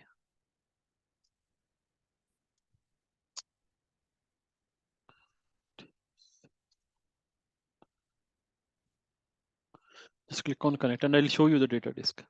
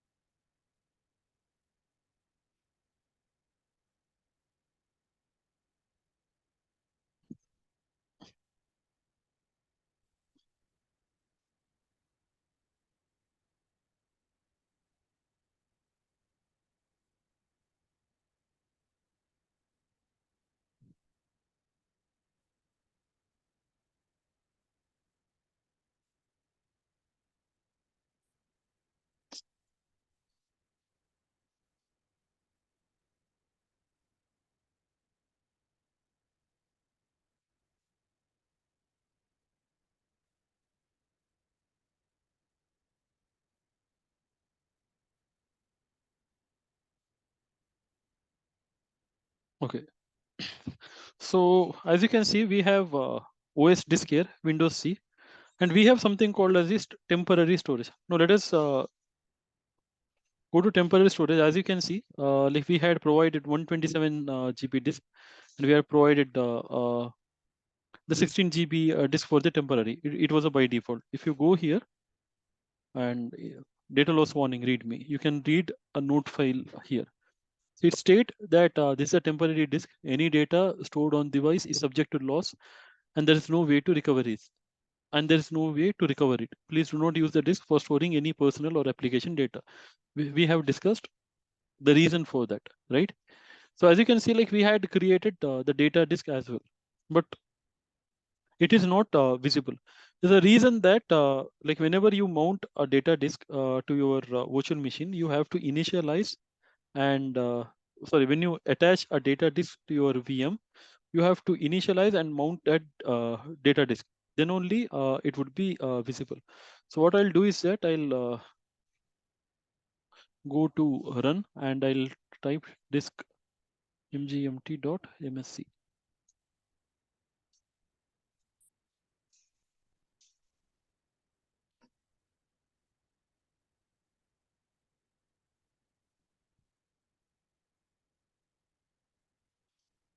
Okay, so automatically see it is asking for initializing the disk 2, which is nothing but our data disk. So I'll just click on OK.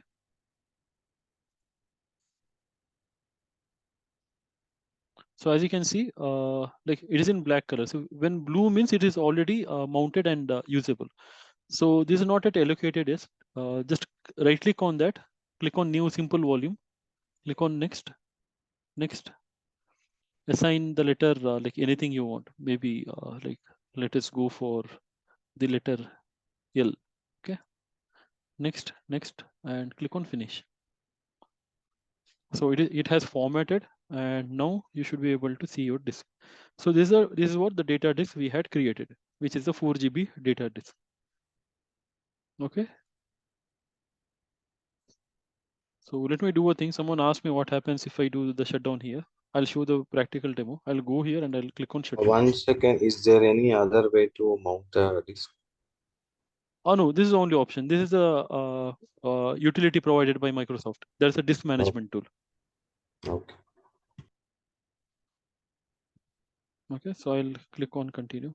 I have literally shut down this VM.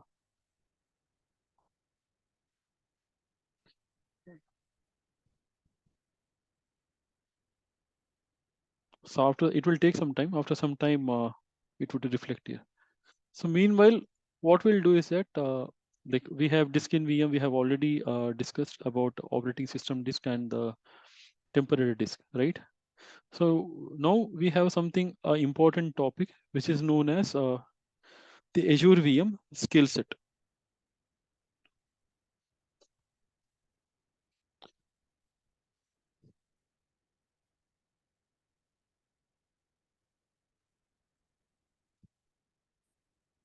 Okay, let me open my whiteboard.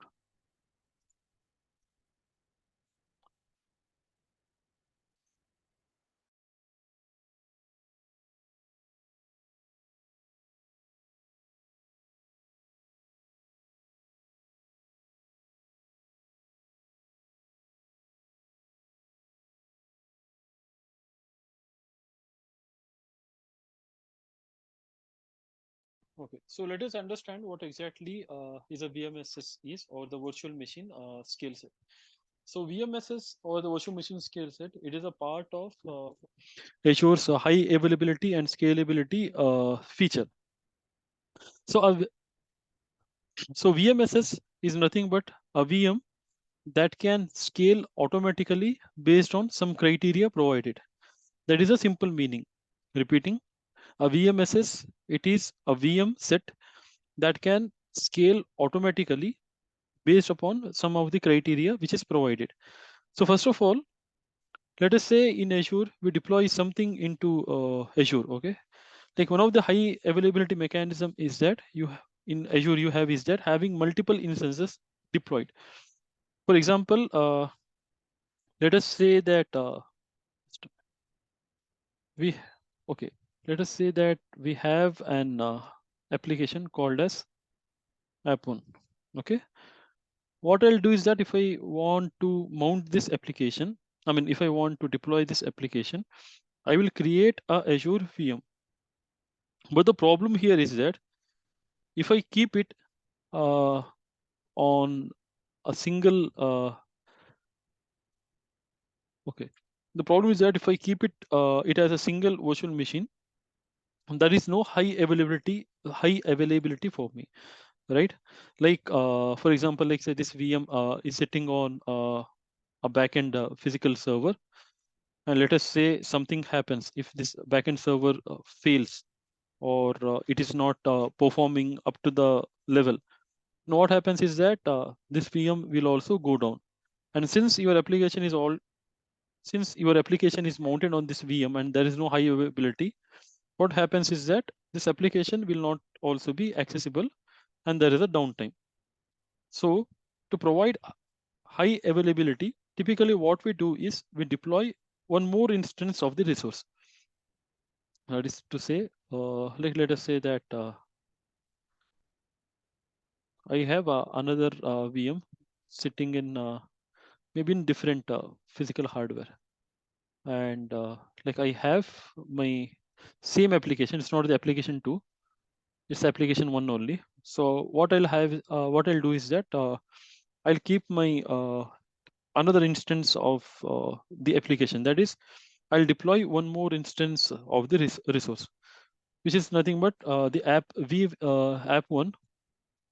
This was my virtual machine 1 and virtual machine 2. I'll deploy it on V2. So as you can see, if the same application, it is deployed on to 2 different VM instances, we have high availability mechanism. That is mean to say, if this physical server is having some issues, and if this VM is gone, or then your application is still accessible via virtual machine 2, that is V2. So in the backend, usually during the architecture and all, like usually these VMs would be placed on the back of something called as the load balancer. We'll see the load balancer later. So what happens is that like when as an user, if you're trying, if you're querying your application over the browser, so the load balancer will come to know that, okay, this VM1, it is down, not available. So what it will do is that it will route your traffic to the V2 or the VM2. So this is what, in simple terms, the high availability means. That is, your application would be available all the time.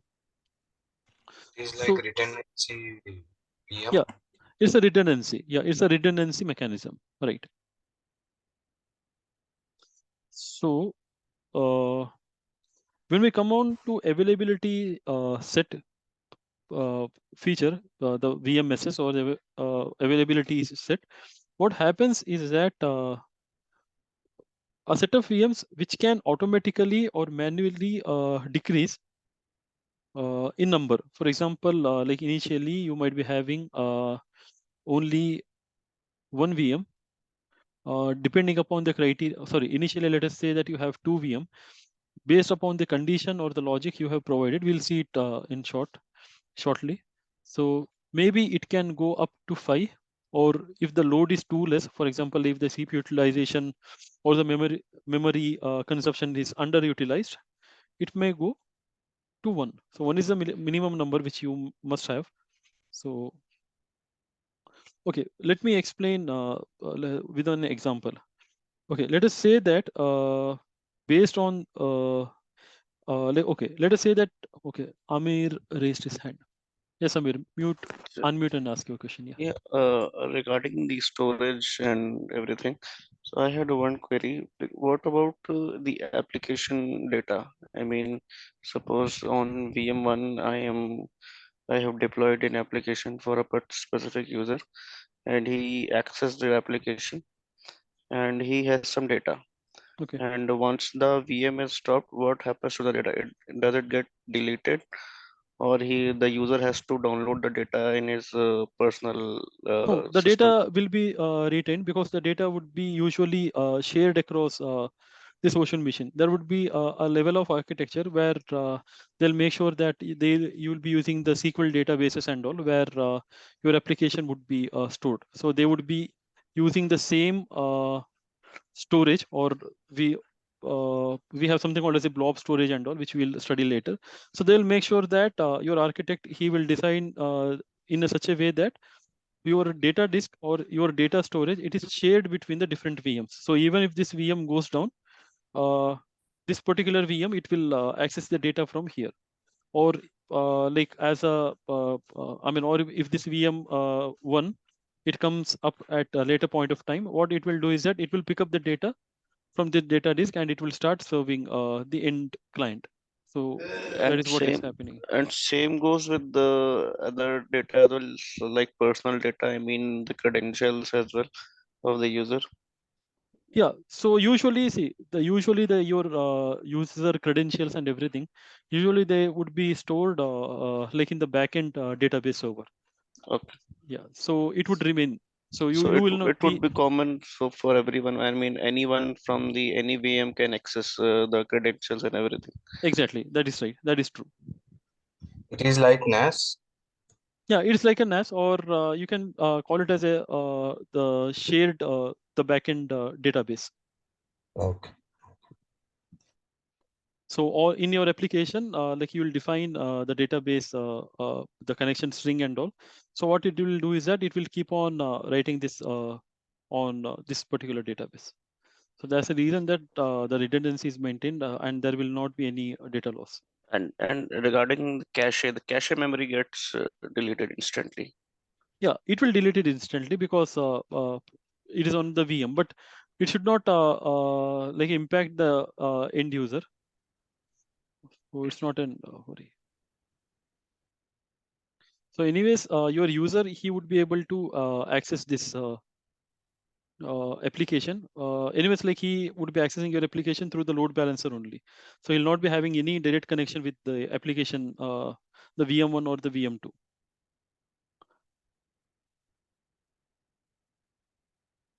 Is that clear? Yes, yes. Yes. Okay, thank you.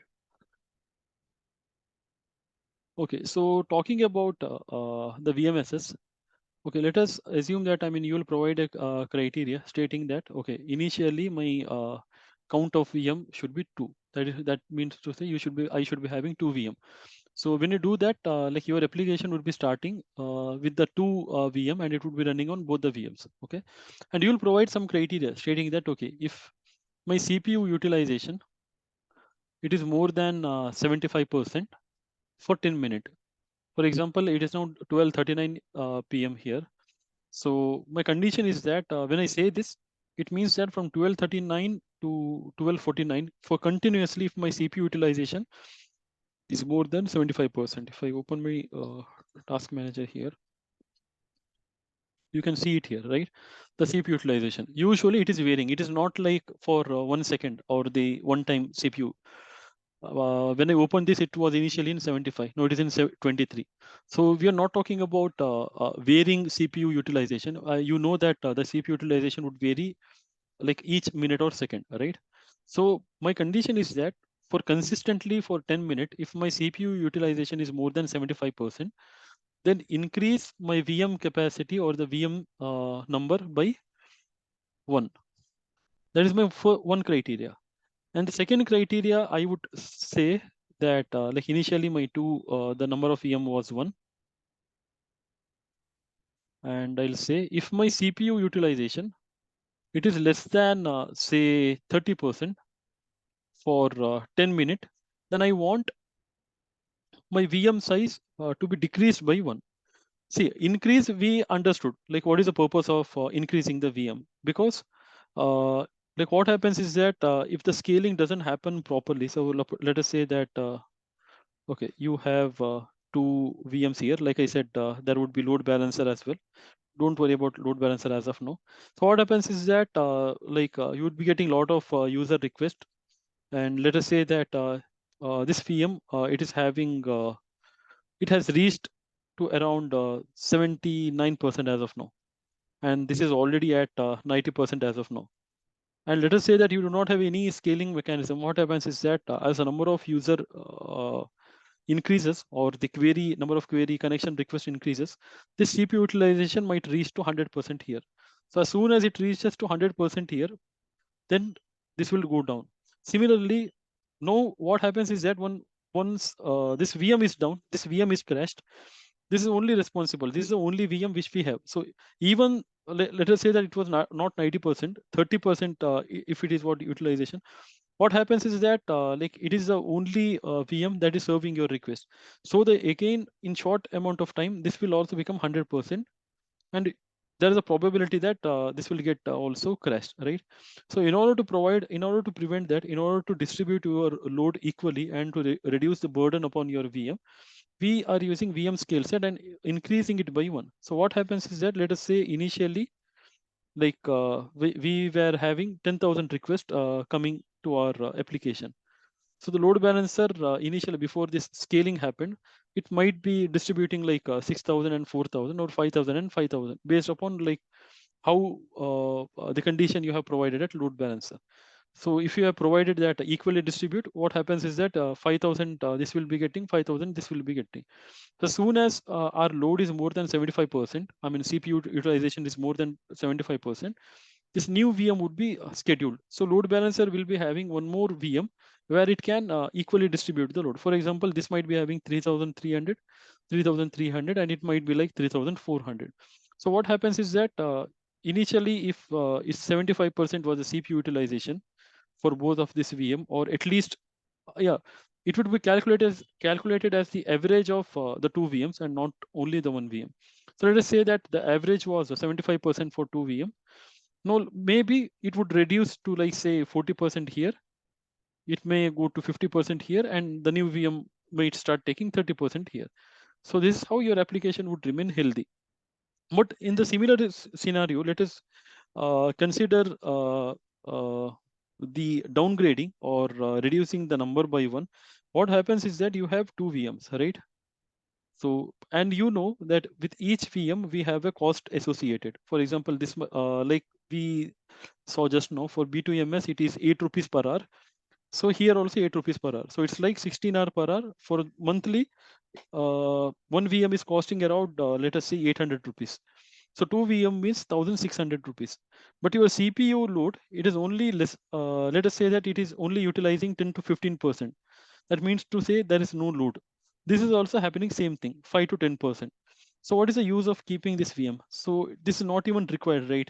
It is simply, I mean, because your VM1, it is capable of handling the load burden. I mean, it's not a burden actually. It is capable of handling the load. But having two VMs for no reason would increase your cost into 2. So one VM is 800, then the two VM would cost you 1,600. So in order to prevent the wastage of the resources, the Azure resources, and to optimize your cost, what you will do is that you will provide this condition. If the utilization is less than 30%, I do not want this VM itself. So what happens is that when this criteria is met, only one VM would be running. And let us say, like after 24 hours or 48 hours, this load would go for more than 75%, then again it will do the automatic scaling. So this is what we say, this is what the concept of virtual machine skill set. Any questions? So we can consider an example of PhonePe app. Like in the day, there are more transactions, so more CPU utilization. In the night, there is less transactions, so less CPU utilization. Exactly. That's a best example, one of the good example which you have mentioned. So usually, like when you use the Azure, so it is like usually you'll go for the VMSs. I mean, if it is a critical application, usually we'll go for that if the scaling is required. But if your architect, I mean, if you're a technical architect, he has designed a high availability architecture. If it doesn't require VMSs, then it is a different issue. But anyways, like when you are deploying a particular project or the application, so you'll make sure that that architecture is resilient and it is high available all the time. Okay. Okay, let us do a small demo here. Okay, what you can do is that you can go ahead and you can search here VMSS. So VM is a different, VMSS is now is a different, right?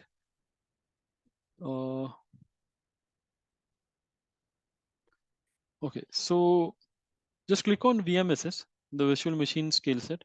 As of now, like we do not have anything. So if you guys want to do this demo with me, just open the portal, search for VMSS and open this. So it's 12:46 right now. At 12:47, I'll start. If you want, you can do it with me, or else you can do it by your own.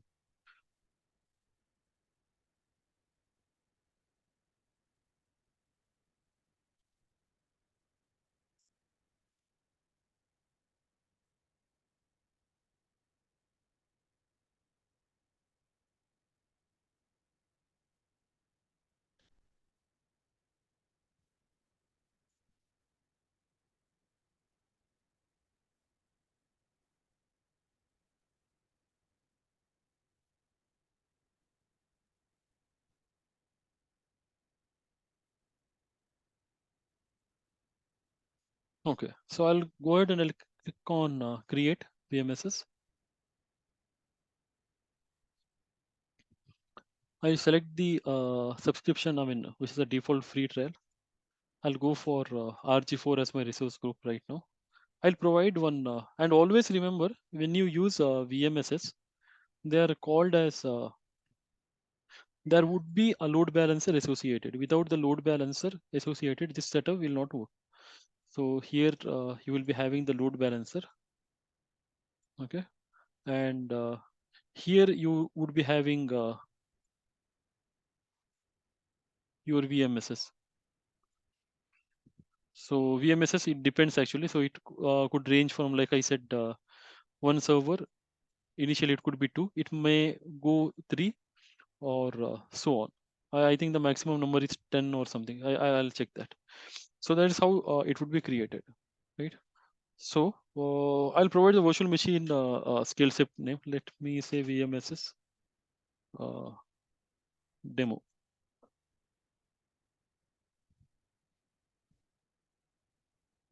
Okay, and the region I'll select as, say, for this particular, I'll change the region. I mean, that is not a requirement. I'll just changing that. My network is slow, maybe having some issues.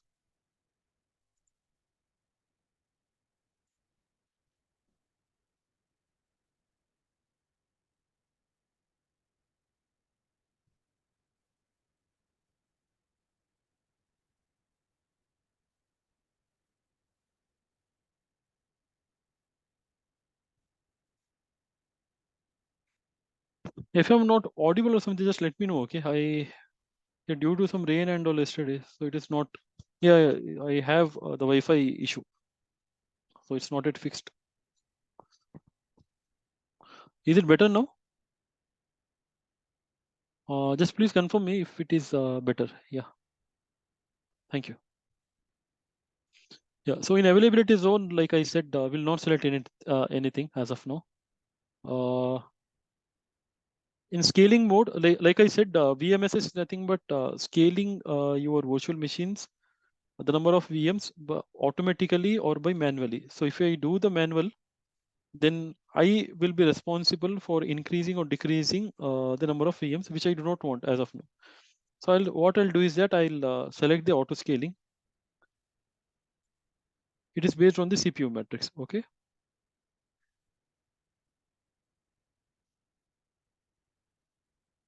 Just a minute.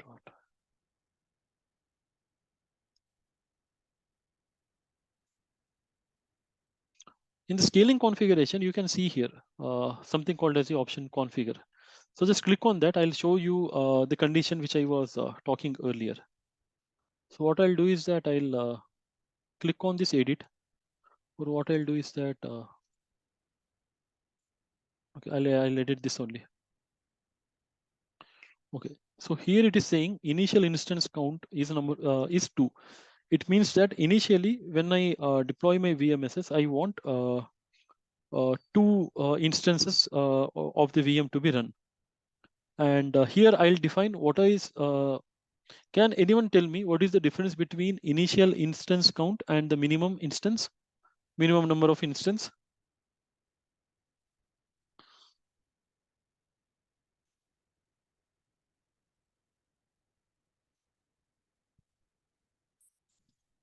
So it's nothing but initial instance count means when you start or when you create the VMSS resource, initially you will be having two VMs associated with it.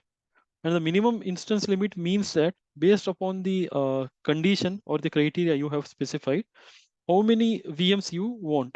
You want, if I select it as one, so your number of VMs will not go below two, so below one. If I select it as two, whatever might be the reason, whatever might be the logic which I have given, the number of VMs will not go below two. So in our case, I'll keep it as one, and the maximum I'll keep it as I think it's a maximum is 1,000 or something limit. I'll check that and I'll let you know in some class. So maximum, let me keep it as 3. Okay.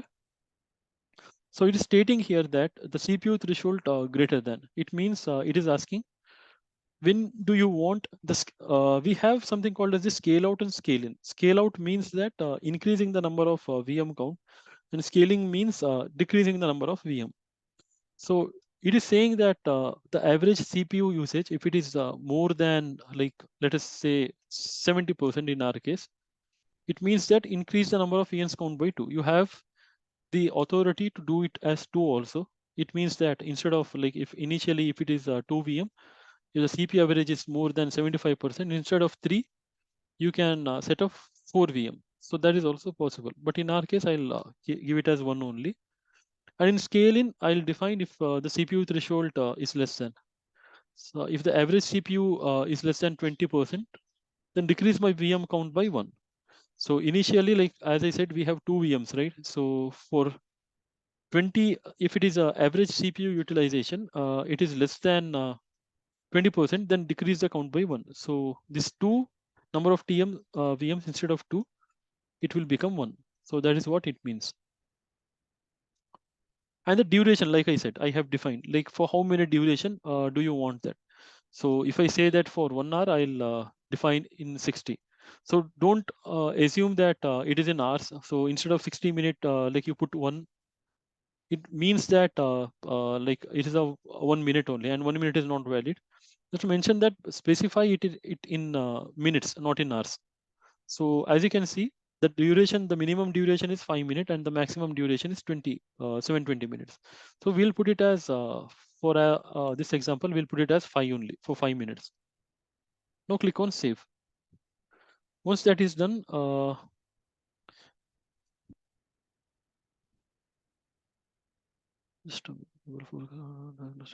okay, if you want to enable some logs and all, you can do that. And click on save. Okay, so once that is done, you have already configured here. Just provide your username and password.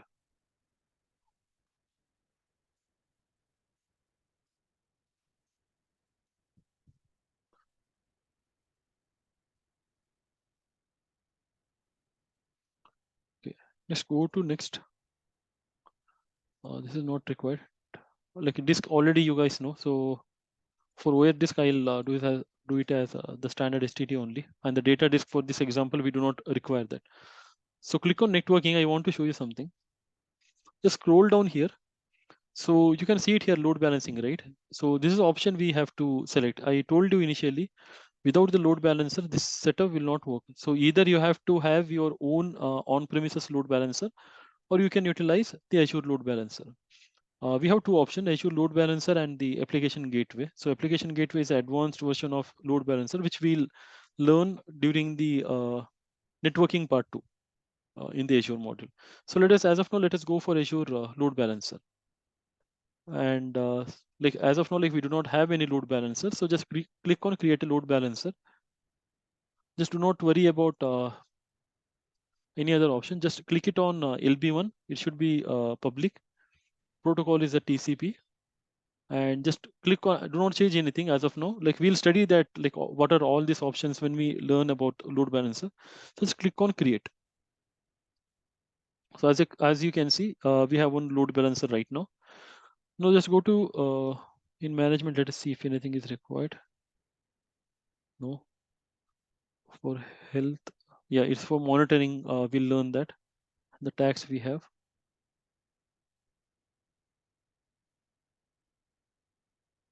So here, like any custom data, like kind of any custom script, if you want to run, you can do it here. So which is not required as of now. Just go ahead and click on review and create. Okay, so something is invalid. Okay, I have to create the virtual network. No, it has not selected by default. Okay, just go ahead and I'll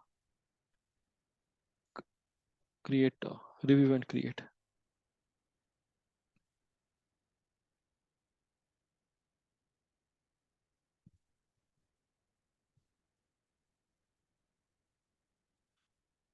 So as of now, don't worry about load balancer. We will learn it in detail.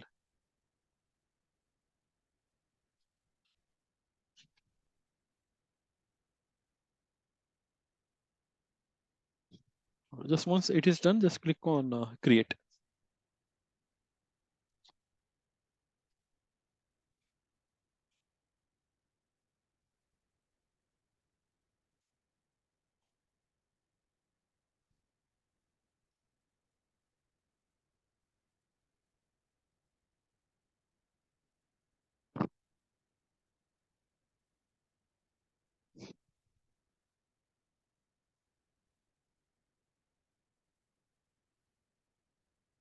Yeah, it's been deployed.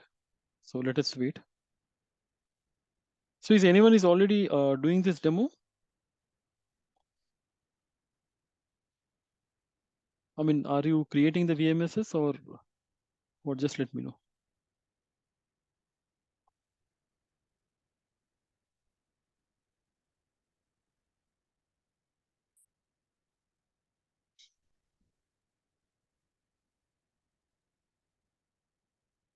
If anyone is doing the demo, or if anyone is creating the VMSs, please confirm the same in the chat.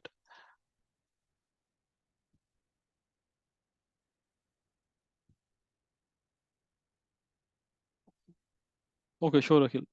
Till that it is being created, do you have any? Can you tell me what did you miss, or do you need any clarification, Akhil? Scaling condition, I missed the part. I got a call, so I missed like two, 3 Okay. minutes. I will check it from recordings. No issue. Okay, sure, no issues. Yeah, yeah, Face any issue, then let me know. yeah, yeah.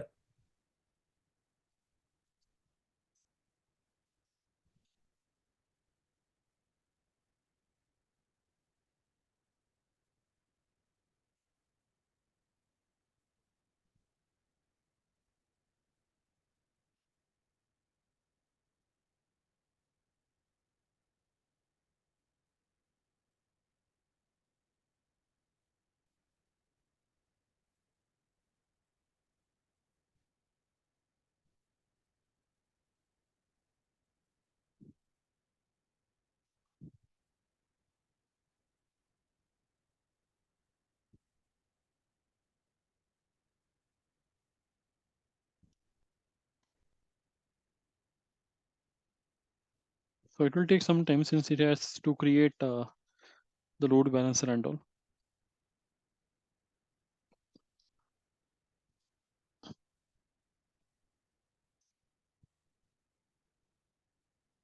Okay, so if I go to custom resource here, sorry, not if you go to the resource here, so you can see it here. We have the VMSs. It's loading. I have a weak connectivity today. Okay, so as you can see here, you can see it here, the status 2 out of 2 are succeeded. It means that it has created the 2 instance as of the virtual machine as of now.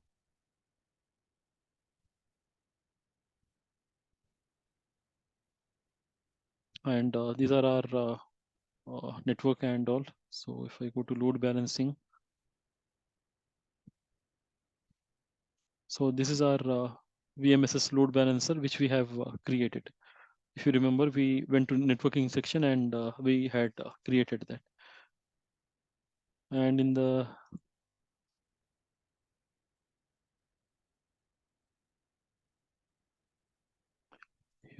and in the disk, we have not created anything. So I had created that in resource group 4 actually.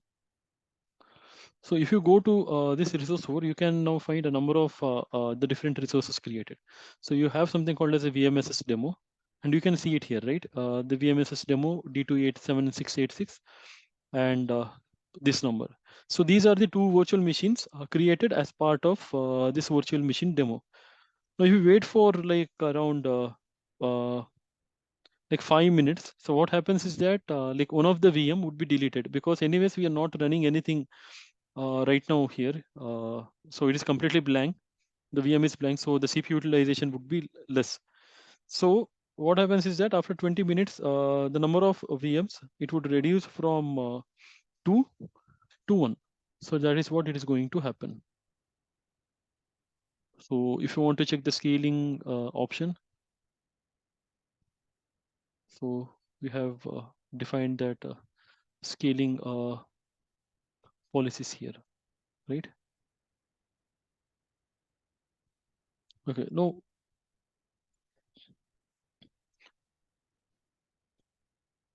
Okay, so this is what about the VMSS or the virtual machine skill set. It provides the high availability as well as the high scaling, the scaling facilities. Just a minute.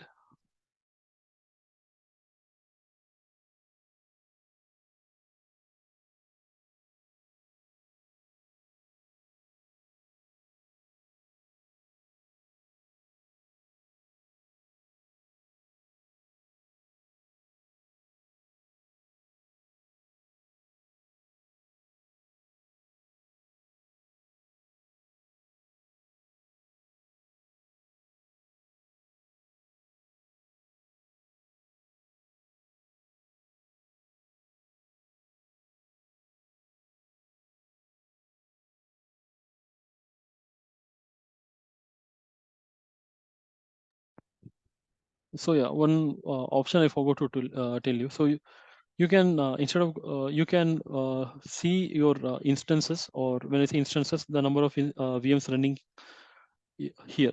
So these are the two VMs which are running. So if we wait for a couple of more minutes, what happens is that like any one of the VM would be deleted. So okay, so this is about our the VMSS. Now we have something called as availability sets. Okay, let us understand availability set. Whenever you created VM, let me show you. Okay, let me open. No, okay, let me show you the create as your virtual machine.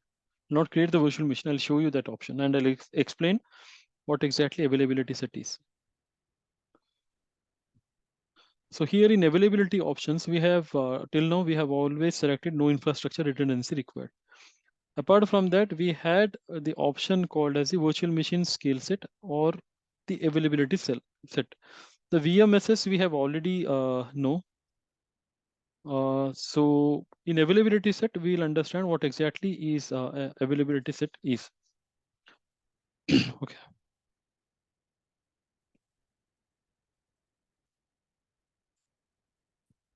So in short, okay. In short, what I'll type it as AVS, just for a shortcut. So this availability set, it is nothing but one mechanism that is available from Azure to make sure you have achieved the business continuity and high availability. Just like the VMSS, it is also responsible for attaining the high availability. So as the slide says here, so it is meant for the business continuity and the availability. So when I say business continuity, what it means is that I say business continuity, what it means that like during the disasters and all, it could be natural calamities and all, your application might go, it's a possibility that your data center might go down, right? So it can happen. So in that case, your business, it should not impact your business. So when I say business, it is mainly the applications which you have deployed on your infrastructure. So that should be available irrespective of what is happening in the world, whether it could be the disaster, natural calamities, disaster, or the wars, etc. So it should not, the business should not be affected. So that is what we mean to say by when the business continuity. So you say, when I say this exactly the availability set, as of now, like it may not make any sense to you. Let me explain. So okay, yeah. So we have the AVS here.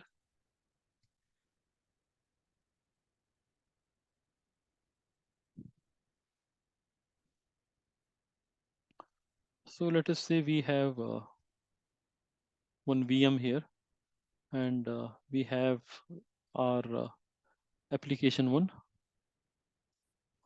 deployed on that.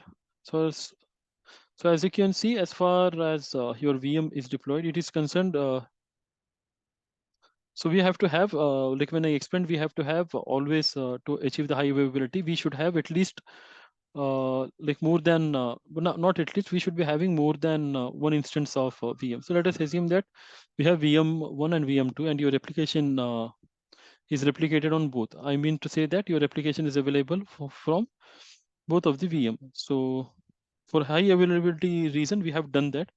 So what Azure will do is that in order to do this, it will not only deploy just one instance rather than multiple instances. Let me tell you what are the problem. Okay, if you deploy only one instance, let us say that for your app, you have created only one simple VM. And if the backend server goes down, what happens? We have already discussed that while discussing VMSS. Obviously, there would be a downtime. I mean, if it is only one single virtual machine, right? So if there is any platform failure, if there is any potential failure happening to your, then obviously a potential failure would also happen to your application. It means to say that your application will also be down. So in order to maintain availability for your application, you will decide to deploy one more instance of it on VM2, like I explained here, like I drawn here, right? So even if one physical server here, it will goes down, at least you will have one more instance of the application which is running on VM2, right? So here also, again, like I said, I mean, whenever I draw this kind of mechanism, there will be a load balancer associated, right? So the load balancer is responsible for redirection of everything. So let us understand what are the potential failure that the Azure platform can affect you with. The two problems which we can discuss here is that the first problem is something called as the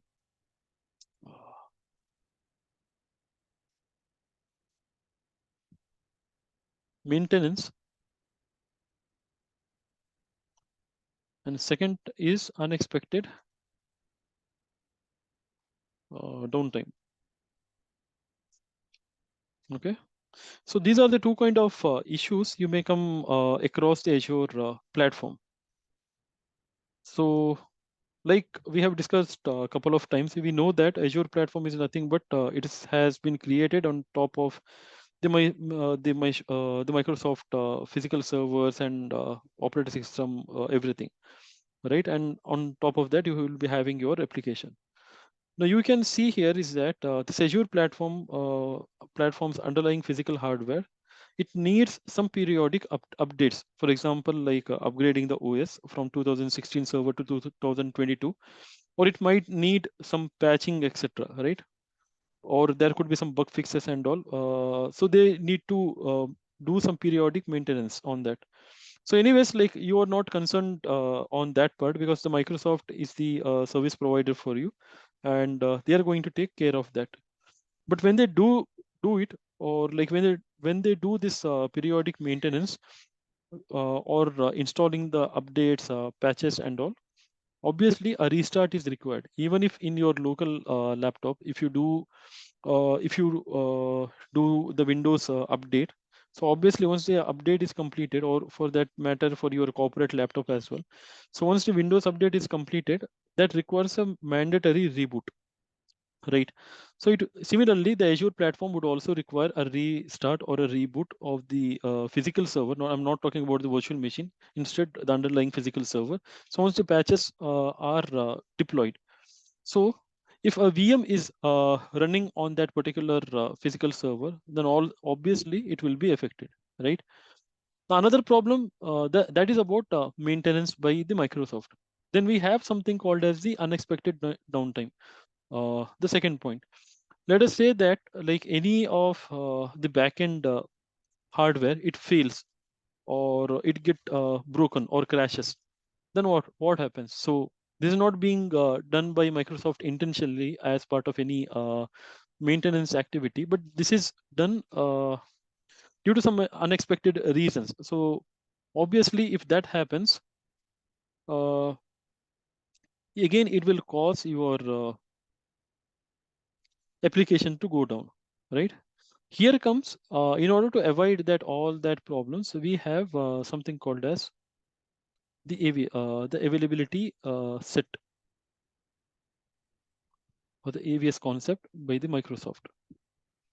So what happens is that with the AVS, it is nothing but whenever you deploy a VM for your application, for this particular application, you will not create just a single instance of VM, but I will create more than one VM, right? So you know it already. In order to maintain the high availability, it is a mandatory requirement. What I'll do is that the first VM, I will deploy it into something called as the AVS. So just now I have shown you here. What the virtual machine? It's portal is hung. So there was option called as the availability set, right? So what I'll do is that I'll deploy my application. The first what I'll do is that let us take the example of two virtual machines. So the first VM, I will deploy it into something called as the AVS. So let me draw it something here. So let us say that this was my first VM I had created. And let us say instead of creating, I will create it in something called as the AVS feature, or the facility provided by Microsoft. And now while deploying, I'll make this VM as a part of this AVS, as you can see here. So this VM now belong to this black colored box, which is nothing but AVS. Why I'm saying this now is AVS. Okay, I wanted to say this because see, like whenever you create a VM, the AVS membership has to be provided. You have to mention it stating that, okay, this particular VM, okay, either you can create a AVS or the availability set, or you can use the existing one, or you can create a new when you're creating a VM. And when you do that, like you have to make sure that the VM, the AVS membership has to be decided while creating the VM itself. Because after creating the VM, you cannot go back and place that VM in the AVS. For example, why didn't I take the example of my existing VM earlier was that, okay, let me open. Okay, I had this, and one more thing, like I told you, I had 3 VMs here. So the CPU, which was part of VMSS, since the CPU utilization was less than 20%, it had deleted the ID which was starting from D1 something. So we have only one VM. So now if I go to this disk demo VM, there is no option for me, or there is no privilege for me to put it inside the AVS or the availability set. So that's the reason that while creating the VM itself, you have to decide if you want to make it as a part of the AVS or not. So after creating the VM, you cannot do that. So that is not supported in Azure. Now, like I said, the first VM, it is done for me. So I have made it as a part of the VM. Okay, so now the second VM, you can also deploy it on the same VM. So when I'll go and create a second VM. So what I'll do is that I'll select the existing VM and I'll make it as a part of the same AVS only. Okay, so you decided with going to instances right now, right? So as you can see here, so we have two VMs. So VM1 and VM2. So as we discussed earlier, we will be having again the load balancer and all, which you already know. But what difference does it make when you compare with VMSS? So you can say that okay, we already have VMSS and it provides high availability for us. Then what is the use of having the AVS or the availability set? So it might seem as of now, like it might seem pretty same right now, right? So you may say that okay, both are same, both provide high availability and all, but it's not the same. First of all, the VMSS, like I told you, you have the ability to scale automatically or manually for that matter the number of VM, whereas in the availability set, there is no such thing called as the auto scaling. That is the increasing or decreasing the number of VMs. So that is not present in AVS.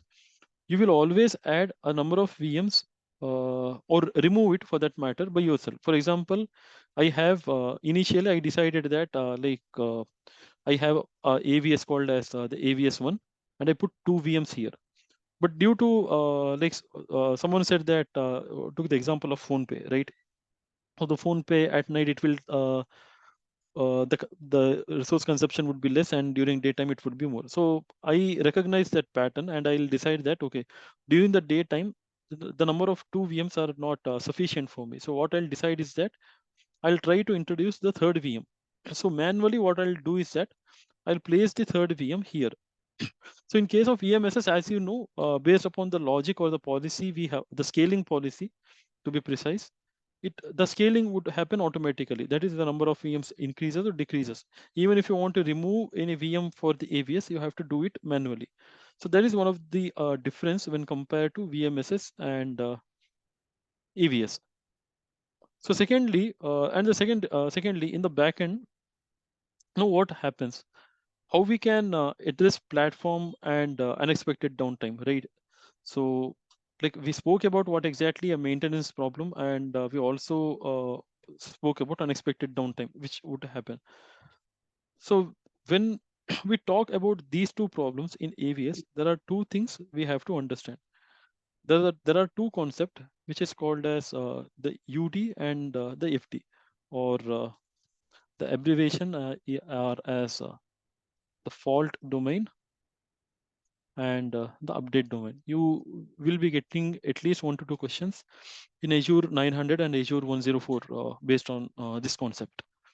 Okay, so you will be having something called as the fault domain and the update domains. So what is the difference? See, whenever you create a availability set, you would have specified a FD number as well as UD number. What I'll show you. I mean, since till now we have not created the AVS, so we have not came across this option, right? So when doing that, I'll show you. So what happens is that whenever you create a AVS or the availability set, we just a minute, unable to see changes. Can you guys tell me if I'm audible or something, because I'm getting some latency? Am I audible?